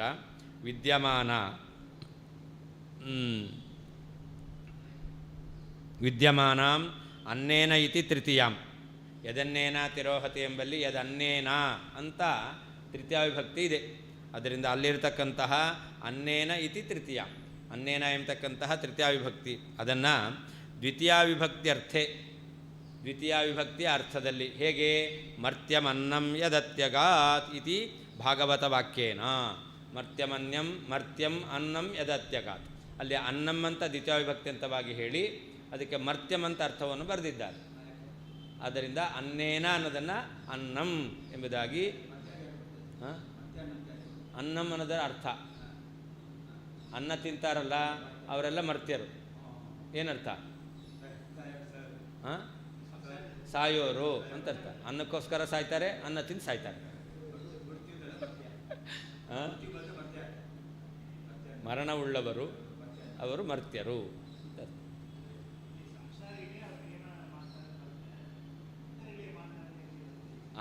ಸಂಸಾರಾವಸ್ಥೆಯಲ್ಲಿ ನಿಯಾಮಕನಾಗಿದ್ದಾನೆ ತಾನೆ. ಆದ್ದರಿಂದ ತನ್ನ ಅಧೀನದಲ್ಲಿರ್ತಕ್ಕಂತಹ ಜೀವರನ್ನು ಪರಮಾತ್ಮ ಮುಕ್ತಿಯವಸ್ಥೆಯಲ್ಲಿ ತನ್ನ ಅಧೀನದಲ್ಲಿ ಇಲ್ಲದಂತೆ ಮಾಡಿಕೊಳ್ಳೋದಿಲ್ಲ. ತನ್ನ ಅಧೀನದಲ್ಲಿದ್ದ ಜೀವರನ್ನು ಮುಕ್ತಿಯವಸ್ಥೆಯಲ್ಲಿ ಅತಿರೋಹತಿ ಮೀರೇ ಇರ್ತಾನೆ. ಅಂದರೆ ಏನರ್ಥ? ತನ್ನ ಅಧೀನದಲ್ಲಿ ಇಲ್ಲದ ಹಾಗೆ ಮಾಡಿಕೊಳ್ಳೋದಿಲ್ಲ. ಒಂದು ವೇಳೆ ಐಕ್ಯ ಆಗಿಬಿಟ್ರೆ ಅವಾಗೇನಾಯಿತು? ತನ್ನ ಅಧೀನದಲ್ಲಿ ಇಲ್ಲ ಅಂತ ಆಗ್ಬಿಡ್ತು. ಆವಾಗ ಅವನು ಅತಿಕ್ರಮಿಸದೇನ ಅಂತ ಆಗೋದಿಲ್ಲ. ಅಂದರೆ ಮರ್ತ್ಯಮನ್ನಂ ಎಂಬುದಾಗಿ ಅರ್ಥ ಮಾಡಬೇಕು. ಅದಕ್ಕೆ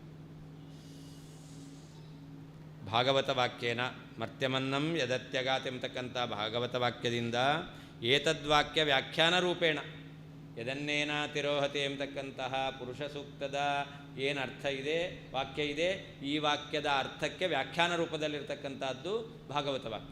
ಆ ವಾಕ್ಯದಿಂದ ಅನ್ವಶಿಕ್ಷತ, ಅದನ್ನು ಬೋಧಿಸಿದ್ದಾರೆ. ತಸ್ಯ ವ್ಯಾಸಸ್ಯ, ಅಂತಹ ವೇದವ್ಯಾಸದೇವರಿಗೆ ಅಂತ ಅರ್ಥ.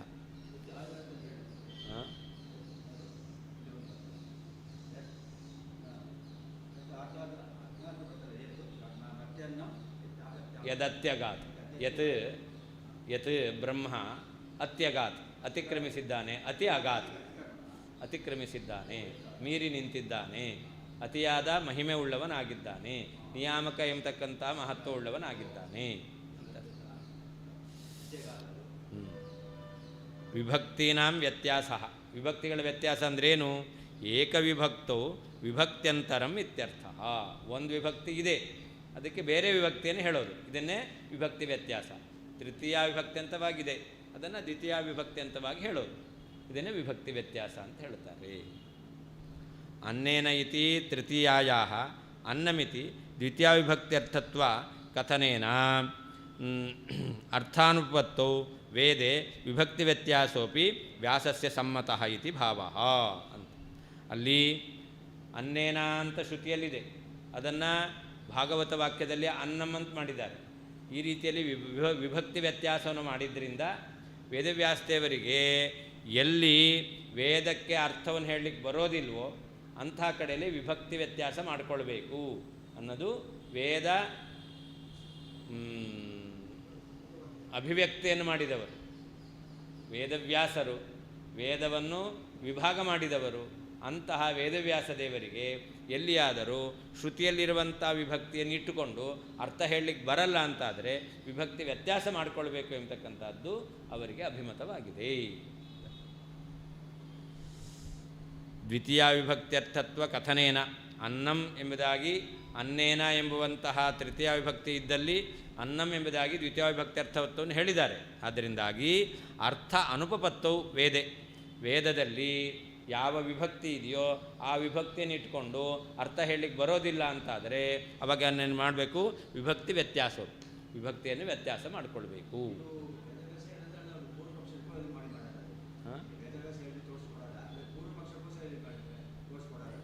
ಪೂರ್ವ ಪಕ್ಷಕ್ಕೇನು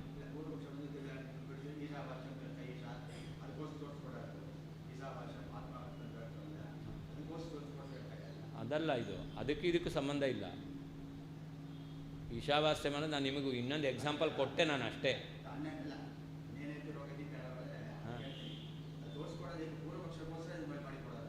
ಅಲ್ಲಲ್ಲ, ಆ ವಾಕ್ಯಕ್ಕೇನು ಅರ್ಥ ಮಾಡಬೇಕು ತಿಳಿಸ್ತಾ ಇದ್ದಾರೆ.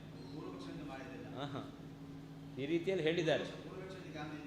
ಆದ್ದರಿಂದ ಯಾರು ಅಭೇದವನ್ನು ಹೇಳ್ತಾರೋ ಆ ಅರ್ಥ ಸರಿಯಲ್ಲ. ಅದನ್ನು ಮುಂದೆ ಇವರು ಹೇಳ್ತಾರೆ. ಏನು ಪೂರ್ವಪಕ್ಷ?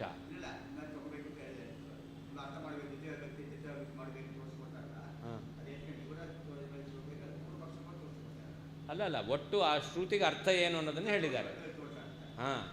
ಯಾಕೆ ತೃತೀಯ ವಿಭಕ್ತ್ಯಂತವಾಗಿ ಇಟ್ಕೊಂಡ್ರೆ ಅರ್ಥ ಹೇಳಲಿಕ್ಕೆ ಬರಲ್ಲ, ಅದಕ್ಕೋಸ್ಕರ ದ್ವಿತೀಯ ವಿಭಕ್ತ್ಯಂತವಾಗಿ ಇಟ್ಕೊಳ್ಬೇಕು. ಆ ವಾಕ್ಯಕ್ಕೆ ಅರ್ಥ ಏನು ಹೇಳಬೇಕು ಅಂತ ಹೇಳಿದ್ದಾರೆ ಅಷ್ಟೇ. ಅದರಿಂದ ವಿಭಕ್ತಿ ವ್ಯತ್ಯಾಸ ಮಾಡಿಕೊಳ್ಬೇಕು ಎಂಬತಕ್ಕಂಥದ್ದು ವೇದವ್ಯಾಸ ದೇವರಿಗೆ ಅಭಿಮತವೇ ಆಗಿದೆ.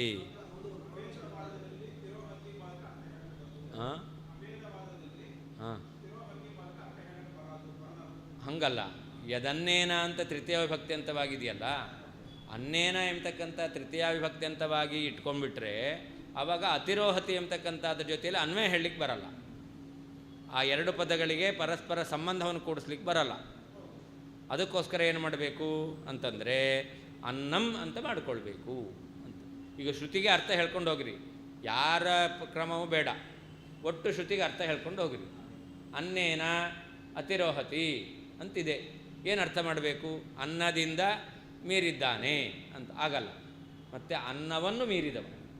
ಅದರಿಂದಾಗಿ ಆ ಶ್ರುತಿಗೆ ಅರ್ಥವನ್ನು ಹೇಳ್ಕೊಳ್ಬೇಕು ಅಂತಾದರೆ, ಹೇಳ್ಕೊಂಡು ಹೋಗ್ತಾರೆ ಅಂತಾದರೆ ತೃತೀಯ ವಿಭಕ್ತ್ಯಂತವಾದ ಪದವನ್ನಿಟ್ಟುಕೊಂಡು ಅರ್ಥವನ್ನು ಹೇಳಲಿಕ್ಕಾಗಲ್ಲ. ಅದಕ್ಕೋಸ್ಕರ ಎಲ್ಲಿ ಅದನ್ನೇ ಹೇಳ್ತಾ ಇದೆ, ಅನುಪಪತ್ತವು. ಯಾವ ವಿಭಕ್ತಿ ಇದೆಯೋ ಆ ವಿಭಕ್ತಿಯನ್ನು ಇಟ್ಟುಕೊಂಡೇ ಅರ್ಥವನ್ನು ಹೇಳಲಿಕ್ಕಾಗಲ್ಲ ಅಂತಾದರೆ ಆವಾಗ ವಿಭಕ್ತಿ ವ್ಯತ್ಯಾಸ ಮಾಡಿಕೊಳ್ಬೇಕು.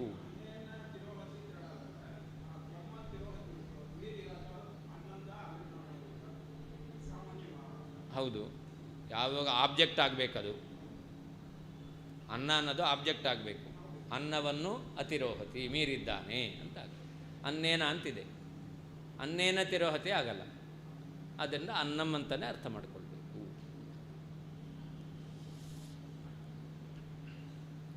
ವ್ಯಾಸಸ್ಯ ಇತ್ಯುಪಲಕ್ಷಣಂ, ವೇದವ್ಯಾಸ ದೇವರಿಗೆ ಅಂತ ಹೇಳಿದ್ದು ಅಷ್ಟೇ ಅಲ್ಲ, ಮತ್ತೇನು?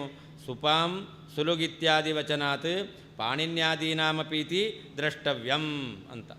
ಪಾಣಿನಿ ಕೂಡ ಅವರೇನು ಹೇಳಿದ್ದಾರೆ ಅಂತಂದರೆ, ಒಂದು ವಿಭಕ್ತಿಯ ಅರ್ಥದಲ್ಲಿ ಇನ್ನೊಂದು ವಿಭಕ್ತಿಯನ್ನು ಪ್ರಯೋಗ ಮಾಡ್ತಾರೆ ಅನ್ನೋದನ್ನು ಪಾಣಿನಿ ಕೂಡ ಒಪ್ಕೊಂಡಿದ್ದಾರೆ.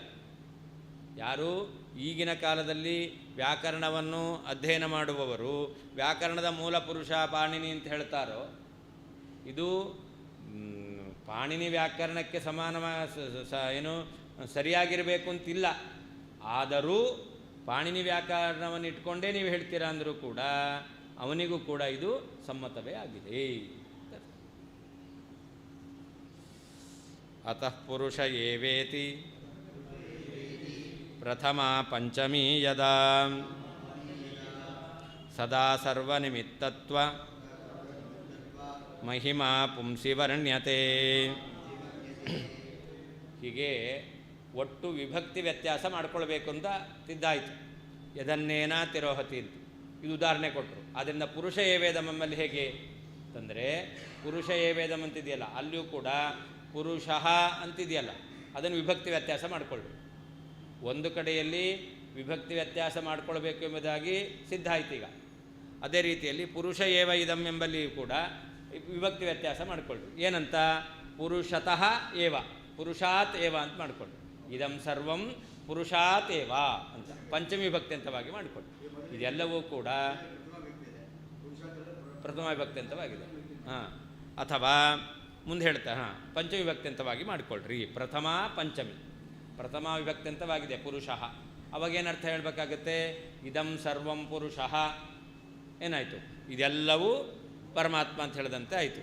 ಆದರೆ ವಿಭಕ್ತಿ ವ್ಯತ್ಯಾಸ ಮಾಡಿಕೊಳ್ಬೇಕಾದ್ದರಿಂದ ಇದಂ ಸರ್ವಂ ಪುರುಷಾತ್, ಇದೆಲ್ಲವೂ ಕೂಡ ಪರಮಾತ್ಮನಿಂದ ಜನ್ಮವನ್ನು ಪಡೆದಿದೆ. ನೋಡಿ, ಹಿಂದೆಲ್ಲ ಸಹಸ್ರ ಶೀರ್ಷ ಪುರುಷಃ ಸಹಸ್ರಾಕ್ಷ ಸಹಸ್ರಪಾತ್ ಅಂತ ಭಗವಂತನ ಮಹಿಮೆಯನ್ನು ಹೇಳಿದ್ರು. ಅದಾದ ಮೇಲೆ ಅಮೃತತ್ವಸ್ಯ ಈಶಾನಃ ಯದನ್ನೇನ ತಿರೋಹತಿನ ಮಹಿಮೆ ಹೇಳ್ತಾ ಇದ್ದಾರೆ. ಹಿಂದ್ಗಡೆಯೂ ಮಹಿಮೆ ಹೇಳಿದ್ದು, ಮುಂದೆಯೂ ಮಹಿಮೆ ಹೇಳೋದು, ಮಧ್ಯದಲ್ಲಿ ಮಾತ್ರ ಎಲ್ಲ ಪರಮಾತ್ಮ ಅಂತ ಹೇಳೋದು ಕೂಡುತ್ತಾ? ಇಲ್ಲ. ಹಾಗಾದರೆ ಏನು ಮಾಡಬೇಕು? ಹಿಂದೆ ಮಹಿಮೆ ಹೇಳಿದ್ದಾರೆ, ಮುಂದೆಯೂ ಮಹಿಮೆ ಹೇಳ್ತಾರೆ. ಪುರುಷ ವೇದಮಿದ ವಾಕ್ಯವು ಕೂಡ ಮಹಿಮೆ ಅಂತ ಹೇಳ್ತಾ ಇದೆ ಅಂತ ಆಗಬೇಕು. ಮಹಿಮೆ ಹೇಳ್ತಾ ಇದೆ ಅಂದರೆ ಏನು ಅರ್ಥ ಮಾಡಬೇಕು? ವಿಭಕ್ತಿ ವ್ಯತ್ಯಾಸ ಮಾಡಿಕೊಳ್ಬೇಕು. ಅದನ್ನು ಹೇಳ್ತಾರೆ, ಸದಾ ಸರ್ವ ನಿಮಿತ್ತತ್ವ ಮಹಿಮಾ ಪುಂಸಿ ವರ್ಣ್ಯತೆ. ಭಗವಂತ ಎಲ್ಲ ಕಾಲದಲ್ಲಿಯೂ ಕೂಡ ಎಲ್ಲರಿಗೂ ಜನ್ಮಕ್ಕೆ ನಿಮಿತ್ತನಾಗಿದ್ದಾನೆ ಅಂತ, ನಿಮಿತ್ತ ಕಾರಣನಾಗಿದ್ದಾನೆ ಎಂಬುದಾಗಿ ಭಗವಂತನ ಮಹಿಮೆಯನ್ನೇ ಹೇಳ್ತಾ ಇದ್ದಾರೆ. ಪುರುಷ ವೇದಮೆಂಬತಕ್ಕಂತಹ ವಾಕ್ಯ ಹೇಳ್ತಾ ಇದೆ ಅಂತ ಹೇಳಿಕ್ಕೆ ಬರುತ್ತೆ. ಅದು ಬಿಟ್ಟು ನೀವು ಪ್ರಥಮ ವಿಭಕ್ತಿ ಅಂತವಾಗಿ ಇಟ್ಕೊಂಡಿದ್ದೀರಾ ಅಂತಾದರೆ ಅವಾಗೇನಾಗುತ್ತೆ? ಅರ್ಥ ಹೇಳಲಿಕ್ಕೆ ಬರುವುದಿಲ್ಲ.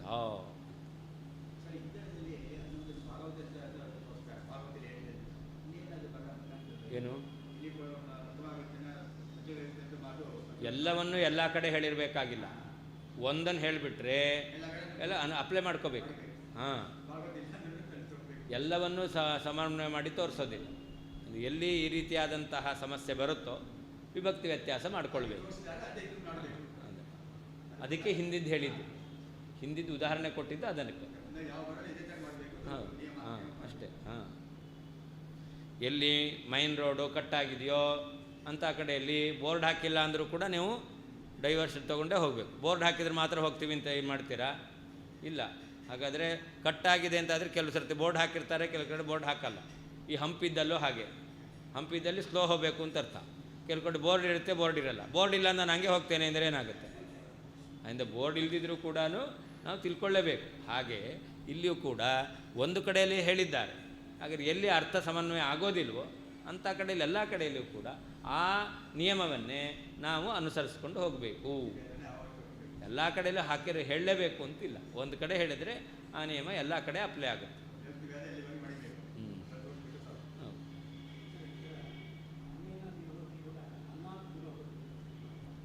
ಅಲ್ಲ, ಅದನ್ನು ಅನ್ನವನ್ನು ಮೀರಿದ್ದಾನೆ. ಅನ್ನತಲ್ಲ, ಅನ್ನಂ ಅಂತಲೇ ಆಗಬೇಕು. ಅಂದರೆ ಭಗವಂತನ ಮಹಿಮೆಯನ್ನು ಹೇಳಬೇಕು. ಅವನು ಅನ್ನವನ್ನು ಮೀರಿ ನಿಂತಿದ್ದಾನೆ ಅಂತ ಹೇಳಬೇಕು. ಅಂದರೆ ಅವನಿಗೆ ಜೀವರ ನಿಯಾಮಕತ್ವ ಇದೆ ಅಂತ ಹೇಳದಂತೆ ಆಯಿತು.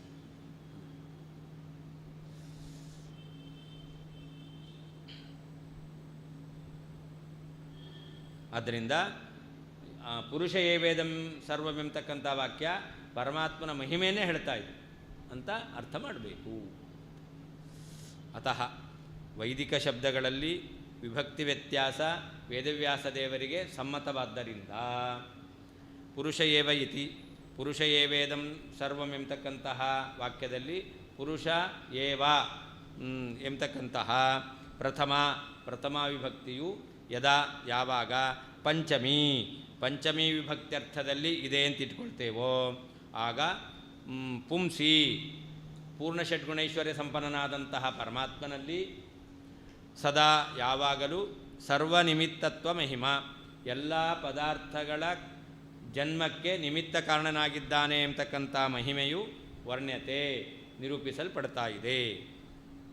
ಅತಃ ವೈದಿಕ ಶಬ್ದಗಳಲ್ಲಿ ವಿಭಕ್ತಿ ವ್ಯತ್ಯಾಸವು ವೇದವ್ಯಾಸ ದೇವರಿಗೆ ಸಮ್ಮತವಾಗಿರುವುದರಿಂದ ಪುರುಷ ಏವ ಇತಿ, ಪುರುಷ ಏವೇದಂ ಸರ್ವಂ ಎಂಬಲ್ಲಿ ಪುರುಷ ಏವ ಎಂಬತಕ್ಕಂತಹ ಪ್ರಥಮ ಪುರುಷ ಎಂಬತಕ್ಕಂತಹ ಪ್ರಥಮ ವಿಭಕ್ತಿಯು ಯದಾ ಯಾವಾಗ ಪಂಚಮಿ ವಿಭಕ್ತ್ಯರ್ಥದಲ್ಲಿದೆ ಅಂತ ಇಟ್ಕೊಳ್ತೇವೋ ಆಗ ಪುಂಸಿ ಪೂರ್ಣಷಡ್ಗುಣೈಶ್ವರ್ಯ ಸಂಪನ್ನನಾದಂತಹ ಪರಮಾತ್ಮನಲ್ಲಿ ಸರ್ವನಿಮಿತ್ತತ್ವ ಮಹಿಮಾ ಎಲ್ಲ ಪದಾರ್ಥಗಳ ಜನ್ಮಕ್ಕೆ ಉತ್ಪತ್ತಿಗೆ ನಿಮಿತ್ತ ಕಾರಣನಾಗಿದ್ದಾನೆ ಎಂಬತಕ್ಕಂಥ ಮಹಿಮೆಯು ವರ್ಣಿಸಲ್ಪಡ್ತಾ ಇದೆ.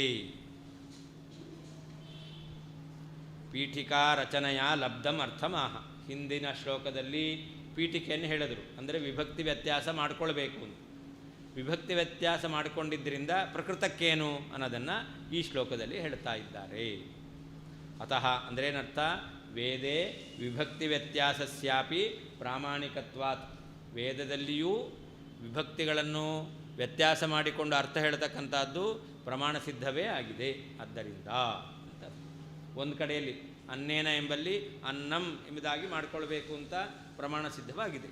ಆದ್ದರಿಂದ ಪಂಚಮಿ ಅಂದರೆ ಪುರುಷಾದಿತಿ ನಿಮಿತ್ತ ಪಂಚಮಿ ವಿಭಕ್ತ್ಯರ್ಥಭೂತ ಅಂತ. ಅಲ್ಲಿ ಪಂಚಮಿ ವಿಭಕ್ತಿಯನ್ನು ಇಟ್ಕೊಳ್ಬೇಕು. ಪಂಚಮಿ ವಿಭಕ್ತಿ ಅಂದರೆ ಏನರ್ಥ, ನಿಮಿತ್ತ ಎಂಬತಕ್ಕಂಥ ಅರ್ಥವನ್ನು ಕೊಡುವಂತಹ ಪಂಚಮಿ ವಿಭಕ್ತಿ ಅಂತವಾಗಿದೆ ಅಂತ ಇಟ್ಕೊಳ್ಬೇಕು. ಹಾಗಾದರೆ ಪುರುಷ ಅನ್ನೋದಕ್ಕೇನರ್ಥ, ಪುರುಷಾತ್ ಅಂತ ಅರ್ಥ.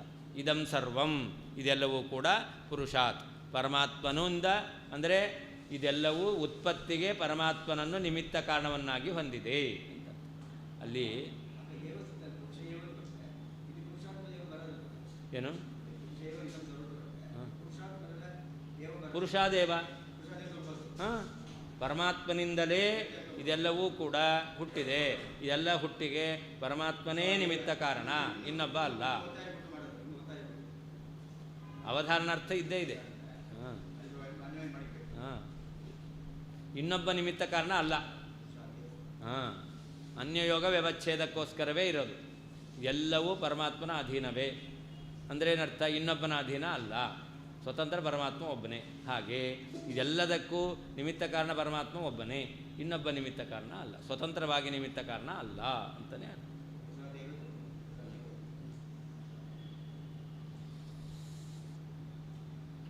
ಯದಾ ತು ಸಪ್ತಮಿ ಸರ್ವಾ ಆಧಾರತ್ವಂ ವರ್ಣಯೇತ್ತದಾ. ಅಥವಾ ವಿಭಕ್ತಿ ವ್ಯತ್ಯಾಸ ಮಾಡ್ಬೋದು ತಾನೆ. ಹಾಗಾದರೆ ಪುರುಷ ಅಂತಿದೆಯಲ್ಲ, ಅದನ್ನು ಸಪ್ತಮಿ ವಿಭಕ್ತಿ ಅಂತವಾಗಿ ವಿಭಾಗ ಮಾಡಿಕೊಳ್ಳಿ. ಪದ ವಿಭಾಗ ಮಾಡಬೇಕಾದ್ರೆ ಪುರುಷೇ ಏವ ಅಂತ ಮಾಡಿಕೊಳ್ಳಿ. ಹಾಗಾದರೆ ಇದಂ ಸರ್ವಂ ಇದೆಲ್ಲವೂ ಕೂಡ ಎಲ್ಲಿದೆ, ಪುರುಷೇ ಏವ ಪರಮಾತ್ಮನಲ್ಲೇ ಇದೆ. ಅಂದರೆ ಏನರ್ಥ, ಸರ್ವಾಧಾರ ಪರಮಾತ್ಮ ಅಂತ ಹೇಳದಂತೆ ಆಯಿತು.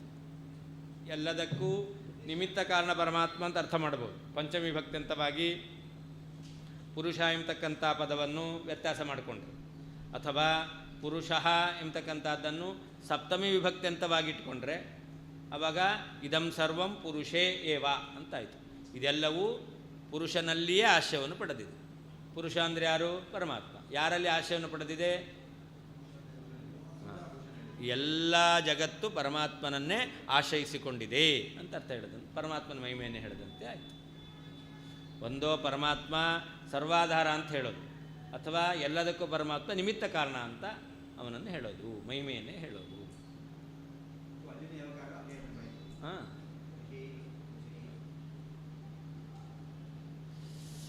ಯದಾತು ಯಾವಾಗ ಪುರುಷ ಏವ ಪುರುಷ ಎಂಬತಕ್ಕಂತಹ ಪ್ರಥಮ ವಿಭಕ್ತಿಯು ಸಪ್ತಮಿ ವಿಭಕ್ತ್ಯರ್ಥದಲ್ಲಿದೆಯೋ ತದಾ ಆಗ ಸರ್ವಾಧಾರತ್ವಂ ಸರ್ವ ಜಗತ್ತಿಗೆ ಆಶ್ರಯನಾಗಿದ್ದಾನೆ ಎಂಬತಕ್ಕಂಥದ್ದು ವರ್ಣಿಸುತ್ತಾ ಇದೆ. ಯದಾತು ಯಾವಾಗ ಪುರುಷ ಏವ ಪುರುಷ ಎಂಬಲ್ಲಿರ್ತಕ್ಕಂತಹ ಪ್ರಥಮ ವಿಭಕ್ತಿಯು ಸಪ್ತಮಿ ವಿಭಕ್ತಿ ಅಂತವಾಗಿದೆ ಅಂತ ನಾವು ವಿಭಕ್ತಿ ವಿಪರಿಣಾಮ ಮಾಡಿಕೊಳ್ತೇವೋ ತದಾ ಆಗ ಸರ್ವಾಧಾರತ್ವಂ ಎಲ್ಲದಕ್ಕೂ ಪರಮಾತ್ಮ ಆಶ್ರಯನಾಗಿದ್ದಾನೆ ಎಂಬತಕ್ಕಂತಹ ಅರ್ಥವನ್ನು ಹೇಳ್ತಾ ಇದೆ. ಸಪ್ತಮಿ ಅಂದರೆ ಪುರುಷೇ ಇತಿ ಆಧಾರ ಸಪ್ತಮಿ ವಿಭಕ್ತ್ಯರ್ಥಭೂತ ಅಂತ. ಇಲ್ಲಿ ಸಪ್ತಮಿ ವಿಭಕ್ತಿಯನ್ನು ಆಧಾರಾರ್ಥದಲ್ಲಿ ಅನೇಕ ಅರ್ಥದಲ್ಲಿ ವಿಷಯ ಸಪ್ತಮಿ ಅಂತಿದೆ, ನಿಮಿತ್ತ ಸಪ್ತಮಿ ಅಂತಿದೆ. ಅಂದರೆ ಇಲ್ಲಿ ಯಾವ ಸಪ್ತಮಿ ಇಟ್ಕೊಳ್ಬೇಕು, ಆಧಾರಾರ್ಥದಲ್ಲಿ ಭೂತಲೇ ಘಟ ಅಂತ ಹೇಳ್ತೇವೆ. ಭೂತಲೇ ಘಟ ಅಂದರೆ ಘಟಕ್ಕೆ ಭೂತಲ ಆಧಾರ ಅಂತ ಅರ್ಥ. ಹಾಗೆ ಪುರುಷೇ ಏವ ಇದಂ ಸರ್ವಂ ಅಂದರೆ ಇದಂ ಸರ್ವಂ ಇದೆಲ್ಲದಕ್ಕೂ ಪುರುಷನೇ ಆಧಾರ ಅಂತ ಅರ್ಥವನ್ನು ಹೇಳಿದಂತೆ ಆಗುತ್ತೆ. ನಿಮಿತ್ತ ಸಪ್ತಮಿ, ವಿಷಯ ಸಪ್ತಮಿ. ಈಗ ಘಟೆ ಜ್ಞಾನಮಸ್ತಿ ಅಂತ ಹೇಳ್ತೇವೆ. ಘಟೆ ಜ್ಞಾನಮಸ್ತಿ ಅಂದರೆ ಏನರ್ಥ? ಘಟ ವಿಷಯಕವಾದ ಜ್ಞಾನ ಇದೆ ಅಂತ ಅರ್ಥ. ಘಟದಲ್ಲಿ ಜ್ಞಾನ ಇಲ್ಲ, ಸಪ್ತಮಿ ಭಕ್ತಿ ಇದೆ. ಘಟ ವಿಷಯಕವಾದ ಜ್ಞಾನ ಇದೆ ಅಂತ ಅರ್ಥ. ಅದೇ ನಿಮಿತ್ತ ಸಪ್ತಮಿ. ಚರ್ಮಣಿ ದ್ವೀಪಿನಂ ಹಂತಿ, ಚರ್ಮದಲ್ಲಿ ಆನೆಯನ್ನು ಕೊಲ್ತಾನೆ. ಚರ್ಮದಲ್ಲಿ ಕೊಲ್ಲೋದಲ್ಲ, ಚರ್ಮಕ್ಕೋಸ್ಕರ ಕೊಲ್ಲೋದು, ಚರ್ಮ ನಿಮಿತ್ತದಿಂದ. ದಂತಯೋರ್ಹಂತಿ ಕುಂಜರಂ ಅಂತ. ಆನೆಯನ್ನು ದಂತಗಳಲ್ಲಿ ಕೊಲ್ತಾನೆ, ದಂತಗಳಿಗೋಸ್ಕರ ಅಲ್ಲಿ ನಿಮಿತ್ತ, ದಂತ ನಿಮಿತ್ತದಿಂದ ಆನೆಯನ್ನು ಕೊಲ್ತಾನೆ. ಹೀಗೆ ನಿಮಿತ್ತ ಅರ್ಥದಲ್ಲಿಯೂ ಸಪ್ತಮಿ ಭಕ್ತಿ ಇದೆ, ಆಧಾರ ಅರ್ಥದಲ್ಲಿಯೂ ಸಪ್ತಮಿ ಭಕ್ತಿ ಇದೆ, ವಿಷಯ ಎಂತಕ್ಕಂತಹ ಅರ್ಥದಲ್ಲಿಯೂ ಕೂಡ ವಿಷಯ ಸಪ್ತಮಿ ಅಂತ ಕರೀತಾರೆ, ನಿಮಿತ್ತ ಸಪ್ತಮಿ ಅಂತ ಕರೀತಾರೆ, ಆಧಾರ ಅಧಿಕರಣ ಸಪ್ತಮಿ ಅಂತ ಕರೀತಾರೆ. ಇಲ್ಲಿ ಅಧಿಕರಣ ಸಪ್ತಮಿ ಅಂತ. ಆಧಾರ ಅಧಿಕರಣಂ ಅಂತ ಸಪ್ತಮಿ ಭಕ್ತಿಯನ್ನು ಹೇಳಬೇಕಾದ್ರೆ. ಇಂದ ಸಪ್ತಮಿ ಪುರುಷೇ ಇತಿ ಆಧಾರ ಸಪ್ತಮಿ ವಿಭಕ್ತ್ಯರ್ಥಭೂತ. ಹಾಗೇ ಅಲ್ಲಿ ಪಂಚಮಿ ಅಂತ ಹೇಳಿದ್ರಲ್ಲ, ಪಂಚಮಿಯೂ ಕೂಡ ಅಲ್ಲಿ ಹೇಗೆ ನಿಮಿತ್ತ ಪಂಚಮಿ ಇದೆಯೋ ಹಾಗೆ ಅಲ್ಲಿ ಪರಿಣಾಮಿ ಪಂಚಮಿಯೂ ಕೂಡ ಇದೆ. ಪರಿಣಾಮ ಪಂಚಮಿ ಅಂದರೆ ಮಣ್ಣಿನಿಂದ ಮಡಿಕೆ, ಮಣ್ಣೇ ಮಡಿಕೆ ಆಗುತ್ತೆ. ಮಣ್ಣೇ ಮಡಿಕೆ ಆಗಬೇಕಾದ್ರೆ ಆ ಮಡಿಕೆ ಆಗುವಂಥ ಭಾಗ ಇದೆಯಲ್ಲ, ಆ ಮಣ್ಣು ಮಡಿಕೆ ಆಗುತ್ತೆ. ಅದು ಬಿಟ್ಟು ಉಳಿದಿದ್ದು ಅದು ಹಾಗೇ ಇರುತ್ತೆ. ಅಂದರೆ ಮಣ್ಣಿನಿಂದ ಮಡಿಕೆ ಅಂತ ಹೇಳ್ತೇವೆ. ಆ ಮಣ್ಣಿನಿಂದ ಮಡಿಕೆ ಅಂತಂದರೆ ಅಲ್ಲಿಯೂ ಕೂಡ ಪಂಚಮಿ ಭಕ್ತಿ ಇದೆ. ಅಪಾದಾನಾರ್ಥದಲ್ಲಿ ಪಂಚಮಿ ಅಂತಕ್ಕಂಥದ್ದು. ಹಾಗೆ ಪರಿಣಾಮಾರ್ಥದಲ್ಲಿಯೂ ಕೂಡ ಮಣ್ಣಿನಿಂದ ಮಡಿಕೆ ಅಂತ ಹೇಳ್ತೇವೆ. ಮಣ್ಣಿನಿಂದ ಮಡಿಕೆ ಅಂದರೆ ಏನರ್ಥ? ಮಣ್ಣೇ ಮಡಿಕೆಯ ರೂಪವನ್ನು ಪಡ್ಕೊಳ್ತು, ಹಾಗಾದ್ರೆ ಮಣ್ಣಿನಿಂದ ಮಡಿಕೆ ಅಂತ ಹೇಳ್ತೇವೆ. ಇನ್ನು ಮಡಿಕೆಗೆ ಬೇಕಾದ ಮಣ್ಣು ಬಿಟ್ಟು ಉಳಿದಿತ್ತು ಸ್ವಲ್ಪ ಭಾಗ ಇದೆ, ಅದನ್ನು ಮಣ್ಣನ್ನು ಬಿಟ್ಟು ಆ ಮಣ್ಣನ್ನು ಬಿಟ್ಟು ಮಡಿಕೆ ಆಗಿದೆ ಅಂತ ಅರ್ಥ. ಅಲ್ಲಿಯೂ ಕೂಡ ಪಂಚಮಿ ಭಕ್ತಿ ಇದೆ. ಈಗ ಅಪಾದಾನ ಪಂಚಮಿ ಇದೆ, ನಿಮಿತ್ತ ಪಂಚಮಿ ಅಂತಕ್ಕಂಥದ್ದಿದೆ, ಉಪಾದಾನ ಪಂಚಮಿಯೂ ಕೂಡ ಇದೆ. ಇಲ್ಲೇ ನಿಮಿತ್ತ ಪಂಚಮಿ ಅಂತ ಹೇಳಿದ್ರು. ಅಲ್ಲಿ ಪುಂಸಿ ಸರ್ವನಿಮಿತ್ತತ್ವ ಮಹಿಮಾ, ನಿಮಿತ್ತತ್ವವನ್ನು ಹೇಳಿದ್ರು. ಅಪಾದಾನತ್ವವೂ ಅಲ್ಲ ಮತ್ತು ಉಪಾದಾನತ್ವವೂ ಅಲ್ಲ ಅಂತ ನಿಮಿತ್ತತ್ವವನ್ನು ಹೇಳಿದ್ದಾರೆ. ಸೂಕ್ತಸ್ಯೈಕಾರ್ಥತಾ ಚೈವಂ ಸತ್ಯೇವ ಸ್ಯಾನ್ನ ಚಾನ್ಯಥಾ ಯತಃ ಸರ್ವಜಗತ್ಕರ್ತಾ ಪುರುಷಃ ಸ್ತೋತ್ರ ಕೀರ್ತ್ಯತೆ.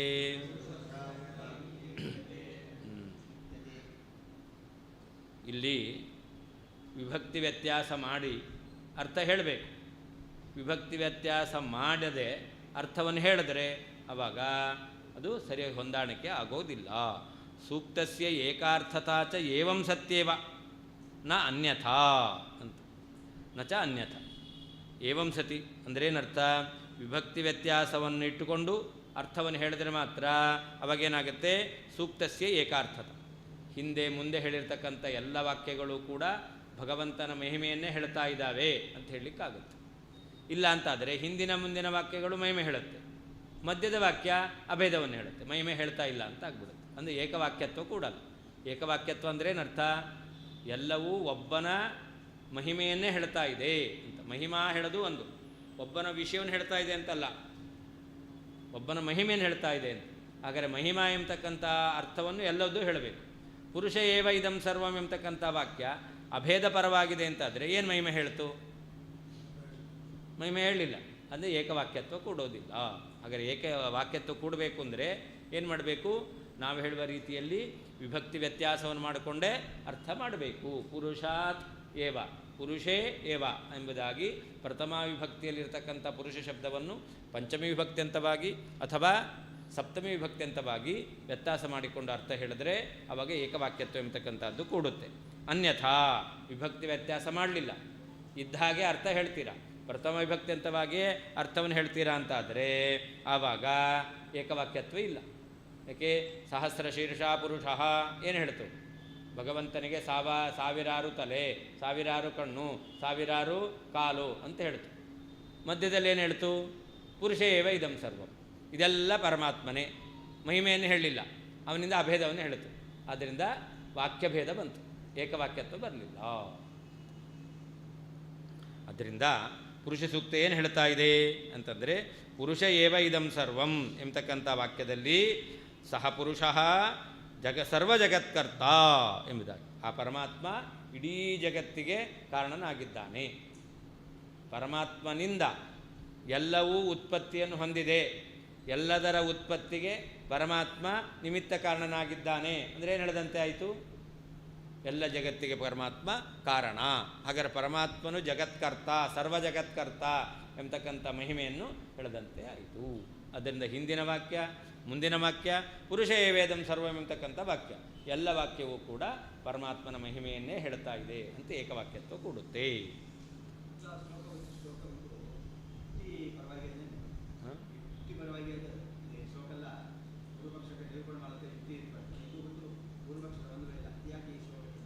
ಯಾವುದು? ಹಾಂ, ಅಲ್ಲಲ್ಲ, ಪುರುಷ ಏವೇದಂ ಎಂಬುದಾಗೆ ಅಭೇದ ಪರ ಅರ್ಥ ಮಾಡಬಾರ್ದು.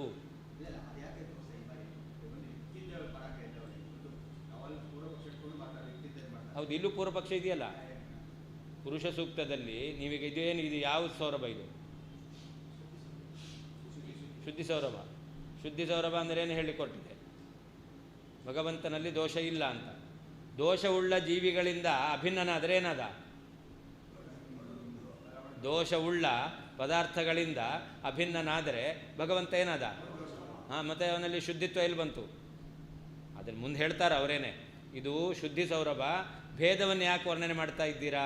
ಇಲ್ಲಿ ಪುರುಷ ಏವ ಇದಂ ಸರ್ವಂ ಎಂಬತಕ್ಕಂಥದ್ದು ಅಭೇದ ಪರವಲ್ಲ, ಭೇದ ಪರ ಅಂತ ಅರ್ಥ ಹೇಳ್ತಾ ಇದ್ದೀರಾ. ಹಾಗಾದರೆ ಭೇದ ಸೌರಭದಲ್ಲಿ ಹೇಳಬೇಕಾಗಿತ್ತು. ಇಲ್ಲಿ ಯಾಕೆ ಹೇಳ್ತೀರಾ ಅಂತಂದರೆ, ಒಳ್ಳೆ ಸ್ವೀಟ್ ತಿಂತಾ ಇದ್ದೀರಾ. ಸ್ವೀಟ್ ಹೇಗಿರುತ್ತೆ? ಸಿಹಿ ಆಗಿರುತ್ತೆ. ಅದಕ್ಕೊಂದಿಷ್ಟು ಕೇಸರಿ ಹಾಕಿದ್ದಾರೆ, ಅವಾಗೇನಾಗುತ್ತದು? ಇನ್ನು ಟೇಸ್ಟ್ ಆಗಿರುತ್ತೋ, ಟೇಸ್ಟ್ ಹೋಗುತ್ತೋ? ಹಾಗೆ ಶುದ್ಧಿ ಸೌರಭ, ಒಂದು ಸೌರಭದಲ್ಲಿ ಇನ್ನೊಂದು ಸೌರಭ ಸೇರಿಕೊಂಡ್ರೆ ಅದು ಸೌರಭವೇ. ಆದ್ದರಿಂದಾಗಿ ಅದೇನು ದೋಷಕ್ಕೆ ಕಾರಣ ಆಗೋದಿಲ್ಲ ಅಂತ ಅವರೇ ಮುಂದೆ ಹೇಳ್ತಾರೆ. ಅಂದರೆ ಇದು ವಸ್ತುತಃ ಭಗವಂತನಲ್ಲಿ ದೋಷ ಇಲ್ಲ ಅಂತ ಹೇಳಿ ಹೊರಟಿರೋದು. ಭೇದ ಇದೆ ಅಂತ ಹೇಳ್ತಾ ಇದ್ದಾರೆ, ಅಭೇದ ಇಲ್ಲ ಅಂತ ಯಾಕೆ ಬಂತು ಅಂತಂದರೆ, ಅಲ್ಲಿ ಪುರುಷ ಏವೇದ ಎಂಬತಕ್ಕಂಥ ಅಲ್ಲಿ ಪುರುಷ ಸೂಕ್ತದ ವಾಕ್ಯವನ್ನು ಹೇಳ್ಕೊಂಡು ಬಂದ್ರಲ್ಲ, ಸಹಸ್ರ ಶೀರ್ಷ ಪುರುಷ ಅಂತ. ಇದೆಲ್ಲ ಆ ಗುಣಪರವಾಗಿ ಅರ್ಥ ಮಾಡಬೇಕು, ನಿರ್ಗುಣ ಅಂತ ಮಾಡಬಾರ್ದು. ಅದಕ್ಕೆ ಬಂದಿದ್ದು ನಿರ್ಗುಣ ಅಲ್ಲ, ಸಗುಣ ಅಂತ. ಸಗುಣತ್ವವನ್ನು ಪುರುಷ ಸೂಕ್ತದಲ್ಲಿ ಉಕ್ತವಾಗಿದೆ. ತಮೇವಂ ವಿಧತ್ವ ಎಂಬುದಾಗಿ ಭಗವಂತನನ್ನು ಏತಾದೃಶ ಗುಣವಿಶಿಷ್ಟನಾಗಿ ತಿಳಿಬೇಕು. ಹಾಗಾದರೆ ಭಗವಂತನಲ್ಲಿ ಗುಣವನ್ನು ತಿಳಿಬೇಕು. ಆದ್ದರಿಂದಲೇ ಭಗವಂತನ ಅನುಗ್ರಹ ಆಗುತ್ತೆ, ಮೋಕ್ಷ ಆಗುತ್ತೆ ಅಂತ ಹೇಳಿದ್ದಾರೆ. ಹಾಗಾದರೆ ಭಗವಂತನನ್ನು ಗುಣವುಳ್ಳವನು ಎಂಬುದಾಗಿ ಶ್ರುತಿ ಹೇಳ್ತಾ ಇದೆ. ಅದರ ಮಧ್ಯದಲ್ಲಿ ಒಂದು ವಾಕ್ಯ ಬಂತೀಗ, ಏನು ತಮೇವಂ ವಿಧಿತ್ವ ಎಂಬತಕ್ಕಂಥ ವಾಕ್ಯ ಏವಂ ಅಂತ ಹೇಳಿದ್ದಾರೆ. ಏವಂ ಅಂದರೆ ಗುಣವಿಶಿಷ್ಟ ಅಂತ. ಹಾಗಾದರೆ ಭಗವಂತ ನಿರ್ಗುಣ ಅಂತ ಹೇಳಬಾರದು ಅಂತ ಅಲ್ಲಿಗೆ ಬಂದದ್ದು. ಅದರ ಜೊತೆಯಲ್ಲಿ ಅಲ್ಲೇನೇ ಪುರುಷ ಏವ ಅಂತ ಹೇಳಿದಾರಲ್ಲ ಅಂತ ಮಧ್ಯದಲ್ಲಿ ಅದನ್ನು ತೆಗೆದುಕೊಂಡಿದ್ರು. ಅಭೇದ ಪರವಾಗಿದೆಯಲ್ಲ, ಅದಕ್ಕೆ ಅದು ಅಭೇದ ಪರವಲ್ಲ, ಭೇದ ಪರವೇ ಅಂತ ಸಮರ್ಥನೆ ಮಾಡ್ತಾ ಇದ್ದಾರೆ. ಇದು ಅಲ್ಲಿಗಿರತಕ್ಕಂಥ ಸಂಗತಿ. ಸೂಕ್ತಸ್ಯ ಪುರುಷ ಸೂಕ್ತಕ್ಕೆ ಏವಂ ಸತ್ಯೇವ ವಿಭಕ್ತಿ ವ್ಯತ್ಯಾಸವನ್ನಿಟ್ಟುಕೊಂಡು ಅರ್ಥವನ್ನು ಹೇಳಿದಾಗ ಮಾತ್ರ ಏಕಾರ್ಥತಾ, ಪೂರ್ವೋತ್ತರ ವಾಕ್ಯಗಳು ಒಂದೇ ಅವಿರುದ್ಧವಾದ ಅರ್ಥವನ್ನು ಹೇಳ್ತಾ ಇದ್ದಾವೆ ಎಂಬುದಾಗಿ ಸ್ಯಾತ್ ಆಗುತ್ತದೆ. ಅನ್ಯಥಾ ವಿಭಕ್ತಿಯನ್ನು ವ್ಯತ್ಯಾಸ ಮಾಡದೇನೆ ಆಯಾ ವಿಭಕ್ತಿಯಲ್ಲಿಯೇ ಅರ್ಥವನ್ನು ಹೇಳಿದರೆ, ಪ್ರಥಮ ವಿಭಕ್ತಿ ಅಂತವಾಗಿ ಅರ್ಥವನ್ನು ಹೇಳಿದರೆ ನ, ಈ ರೀತಿಯಲ್ಲಿ ಏಕವಾಕ್ಯತ್ವ ಎಂಬತಕ್ಕಂಥದ್ದು ಕೂಡೋದಿಲ್ಲ.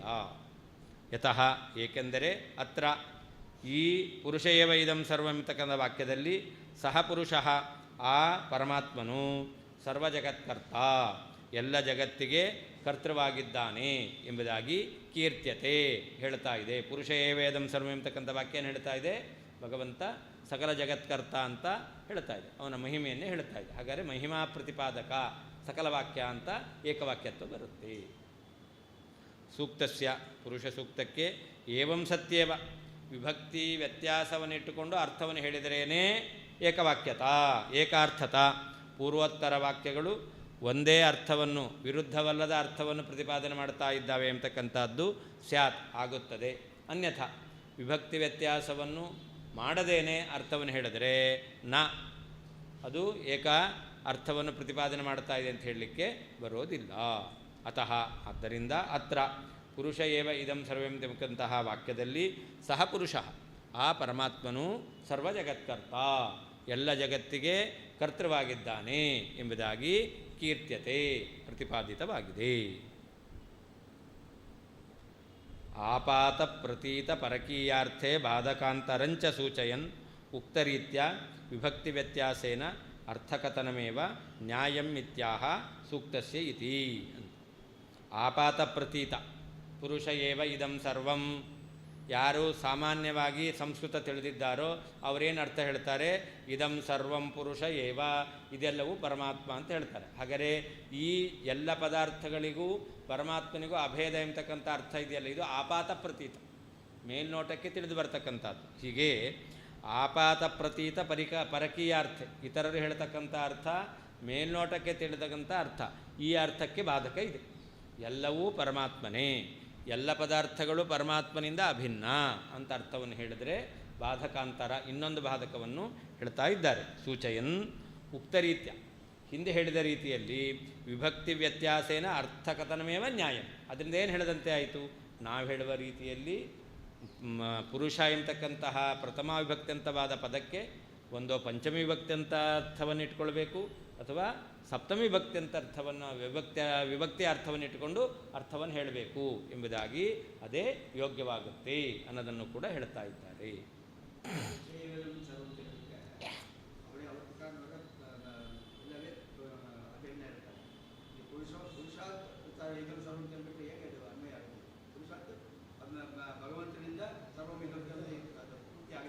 ಆಯ್ತಲ್ಲ, ಇದಂ ಸರ್ವಂ ಯತ್ಕಿಂಚ ಭೂತ ಭವ್ಯ ಭವತ್ ಇದೆಯೋ ಅದೆಲ್ಲವೂ ಕೂಡ ಪುರುಷ ಏವ, ಪುರುಷ ಏವ ಪರಮಾತ್ಮನಿಂದಲೇ ಹುಟ್ಟಿದ್ದು ಅಂತ ಅರ್ಥ. ಹಾಂ,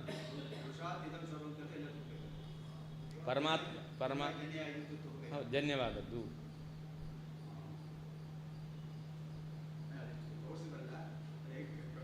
ಅದೇ ಅವನಿಂದ ಜನ್ಯ ಅಂತ ಅರ್ಥ.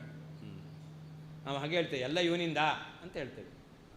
ಮುಂದಿದ್ದು ನೀವೇ ಅಧ್ಯಾರ ಮಾಡ್ಕೋಬೇಕು ಅಲ್ವಾ. ಈ ಆರಾಧನೆ ಖರ್ಚು, ಈ ಆರಾಧನೆ ಎಲ್ಲ ಎಷ್ಟು ಚೆನ್ನಾಗಾಯಿತು ಅಂತ ಹೇಳಿದಾಗ ಹೇಳ್ತಾರೆ ಎಲ್ಲ ಇವರಿಂದ, ಏನು ಡೊನೇಷನ್ ಕೊಟ್ಟಿದ್ದಾರೆ ಅಂತ ನೀವು ಹೇಳಲ್ಲ ನೀವು, ಮತ್ತು ಅದನ್ನು ನೀವೇ ಅಧ್ಯಾರ ಮಾಡ್ಕೋಬೇಕು ಅಲ್ವಾ, ಮಾಡಬೇಕು. ಏವಂ ಸತ್ಯೇವ, ಅದಕ್ಕೆ ಅರ್ಥ ಬರೀತಾರೆ, ವಿಭಕ್ತಿ ವ್ಯತ್ಯಾಸೇನ ಅರ್ಥಕಥನೆ ಸತ್ಯೇವ, ವಿಭಕ್ತಿ ವ್ಯತ್ಯಾಸವನ್ನು ಮಾಡಿಕೊಂಡು ಅರ್ಥವನ್ನು ಹೇಳಿದರೇನೇ ಏಕಾರ್ಥತ, ಅಂದರೆ ಪೂರ್ವೋತ್ತರ ಅವಿರುದ್ಧ ಏಕಪ್ರಕಾರ ಅರ್ಥತ. ಹಿಂದೆ ಮುಂದೆ ವಾಕ್ಯಗಳಿಗೆ ವಿರೋಧ ಬಾರದ ಹಾಗೆ ಒಂದೇ ಅರ್ಥವನ್ನು ಹೇಳಲಿಕ್ಕೆ ಬರುತ್ತೆ. ಆದರೆ ಪೂರ್ವೋತ್ತರ ವಾಕ್ಯ ಉಕ್ತಮಹಿಮವತ್ ಅಸ್ಮಿನ್ನಪಿ ವಾಕ್ಯೆ ಸರ್ವಕರ್ತೃತ್ವ ಸರ್ವಾಧಾರತ್ವಾದಿ ಮಹಿಮಾಲಾಭಾದಿ ಇತ್ಯರ್ಥ. ಹೇಗೆ ಪೂರ್ವೋತ್ತರ ವಾಕ್ಯಗಳಲ್ಲಿ ಮಹಿಮೆಯನ್ನು ಹೇಳಿದ್ದಾರೆ, ಸಹಸ್ರ ಶೀರ್ಷ ಪುರುಷ ಇತ್ಯಾದಿಗಳಲ್ಲಿ ಏನು ಹೇಳಿದ್ದಾರೆ, ಪರಮಾತ್ಮನಲ್ಲಿ ಸಾವಿರಾರು ಮುಖ, ಸಾವಿರಾರು ತಲೆ, ಸಾವಿರಾರು ಪಾದಗಳು ಅಂತ ಮಹಿಮೆಯನ್ನು ಹೇಳಿದ್ದಾರೆ. ಹಾಗೆ ಮುಂದೆ ಪರಮಾತ್ಮ ಅಮೃತತ್ವಸ್ಯ ಈಶಾನಃ ಅಂತ ಮುಕ್ತರಿಗೆ ನಿಯಾಮಕ ಅಂತ ಹೇಳಿದ್ದಾರೆ. ಮಧ್ಯದಲ್ಲಿ ಇರತಕ್ಕಂಥದ್ದು ಪುರುಷ ಏವ, ಆ ವಾಕ್ಯ ಏನು ಹೇಳಬೇಕು, ಅದರಿಂದಲೂ ಕೂಡ ಸರ್ವಕರ್ತೃತ್ವ ಸರ್ವಾಧಾರತ್ವ, ಭಗವಂತನಲ್ಲಿ ಸರ್ವಕರ್ತೃತ್ವ ಇದೆ, ಪರಮಾತ್ಮ ಸರ್ವಾಧಾರನಾಗಿದ್ದಾನೆ ಎಂಬತಕ್ಕಂಥ ಮಹಿಮೆಯನ್ನೇ ಹೇಳ್ತಾ ಇದ್ದಾರೆ ಎಂಬುದಾಗಿ ಅವಾಗ ಏಕವಾಕ್ಯತ್ವ, ಏಕಾರ್ಥತ್ವ ಕೂಡುತ್ತೆ. ಮಹಿಮೆ ಎಂಬತಕ್ಕಂಥ ಒಂದೇ ಅರ್ಥವನ್ನು ಹೇಳ್ತಾ ಇದ್ದಾರೆ. ಅನ್ಯಥ ವಿಭಕ್ತಿ ವ್ಯತ್ಯಾಸಂ ವಿನ, ವಿಭಕ್ತಿ ವ್ಯತ್ಯಾಸ ಮಾಡಲಿಲ್ಲ, ಪುರುಷ ಏವ ಇದಂ ಪ್ರಥಮ ವಿಭಕ್ತಿಯಂತವಾಗಿ ಇಟ್ಕೊಂಡ್ರಿ, ಇದಂ ಸರ್ವಂ ಇದೆಲ್ಲವೂ ಪುರುಷ ಏವ ಪರಮಾತ್ಮನೇ ಅಂತ ಅರ್ಥ ಮಾಡಿದ್ರಿ. ಆವಾಗ ಆಪಾತ ಪ್ರತೀತ ಅರ್ಥಕಥನೆ, ಮೇಲ್ನೋಟಕ್ಕೆ ತಿಳಿದು ಬರುವ ಅರ್ಥವನ್ನೇ ಹೇಳಿದ್ರೆ ತಥಾನ ಪರಕೀಯಾರ್ಥೆ ವಾಕ್ಯಭೇದೋಪಿ ದೋಷ ಇತಿ ಭಾವ. ಆಗ ವಾಕ್ಯಭೇದ ಇದೆ, ಅರ್ಥಭೇದ ಇದೆ. ಯಾಕೆ ಒಂದು ಮಹಿಮೆ ಹೇಳುತ್ತೆ, ಇನ್ನೊಂದು ಅಭೇದವನ್ನು ಹೇಳುತ್ತೆ. ಅಭೇದ ಹೇಳಿದ್ರೆ ಮಹಿಮೆ ಇಲ್ಲ, ಮಹಿಮೆ ಇದ್ದರೆ ಅಭೇದ ಇಲ್ಲ, ಹೌದಲ್ವೋ. ಭಗವಂತನಲ್ಲಿ ಮಹಿಮೆ ಇದೆ ಅಂತ ಒಪ್ಪಿಬಿಟ್ರೆ ಎಲ್ಲದರಿಂದ ಅಭೇದವನ್ನು ಹೇಳಲಿಕ್ಕೆ ಬರಲ್ಲ. ಎಲ್ಲದರಿಂದ ಅಭಿನ್ನನಾಗಿದ್ದಾನೆ ಅಂತ ಹೇಳಿಬಿಟ್ರೆ ಮಹಿಮೆ ಹೇಳಲಿಕ್ಕೆ ಬರಲ್ಲ. ಅದರಿಂದಾಗಿ ವಾಕ್ಯಭೇದ ಅಂತಕ್ಕಂಥದ್ದು ಬರುತ್ತೆ, ಅರ್ಥಭೇದ ಇದೆ. ಏಕಾರ್ಥತಾಮೇವ ಲೇಷತಃ ದರ್ಶಯತಿ. ಹಾಗಾದರೆ ಏಕವಾಕ್ಯತ್ವ ಹೇಗೆ, ಏಕಾರ್ಥತ್ವ ಹೇಗೆ, ಅದನ್ನು ಸೂಕ್ಷ್ಮವಾಗಿ ತೋರಿಸ್ತಾ ಇದ್ದಾರೆ. ಜಗತ್ಕರ್ತ ಅಂತ. ಯತಃ ಅತ್ರ ಪುರುಷ ಏವ ಇದಂ ಸರ್ವಂ ಇತಿ ವಾಕ್ಯ. ಪುರುಷ ಏವ ಇದಂ ಸರ್ವಂ ಅಂತಕ್ಕಂಥ ವಾಕ್ಯದಲ್ಲಿ ಭಗವಂತನ ಮಹಿಮೆಯನ್ನೇ ಹೇಳ್ತಾ ಇದ್ದಾರೆ. ಏನು ಮಹಿಮೆ ಅದು? ಅದನ್ನು ಹೇಳಿದ್ರು ಸರ್ವ ಜಗತ್ಕರ್ತ, ಭಗವಂತ ಎಲ್ಲ ಜಗತ್ತಿಗೆ ಕಾರಣನಾಗಿದ್ದಾನೆ ಅಂತಕ್ಕಂಥ ಮಹಿಮೆಯನ್ನು ಹೇಳ್ತಾ ಇದ್ದಾರೆ. 10 ನಿಮಿಷ ಬಿಟ್ಟು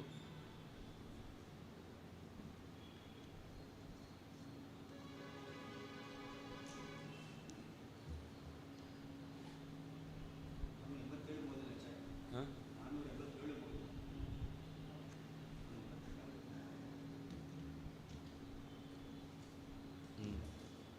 87.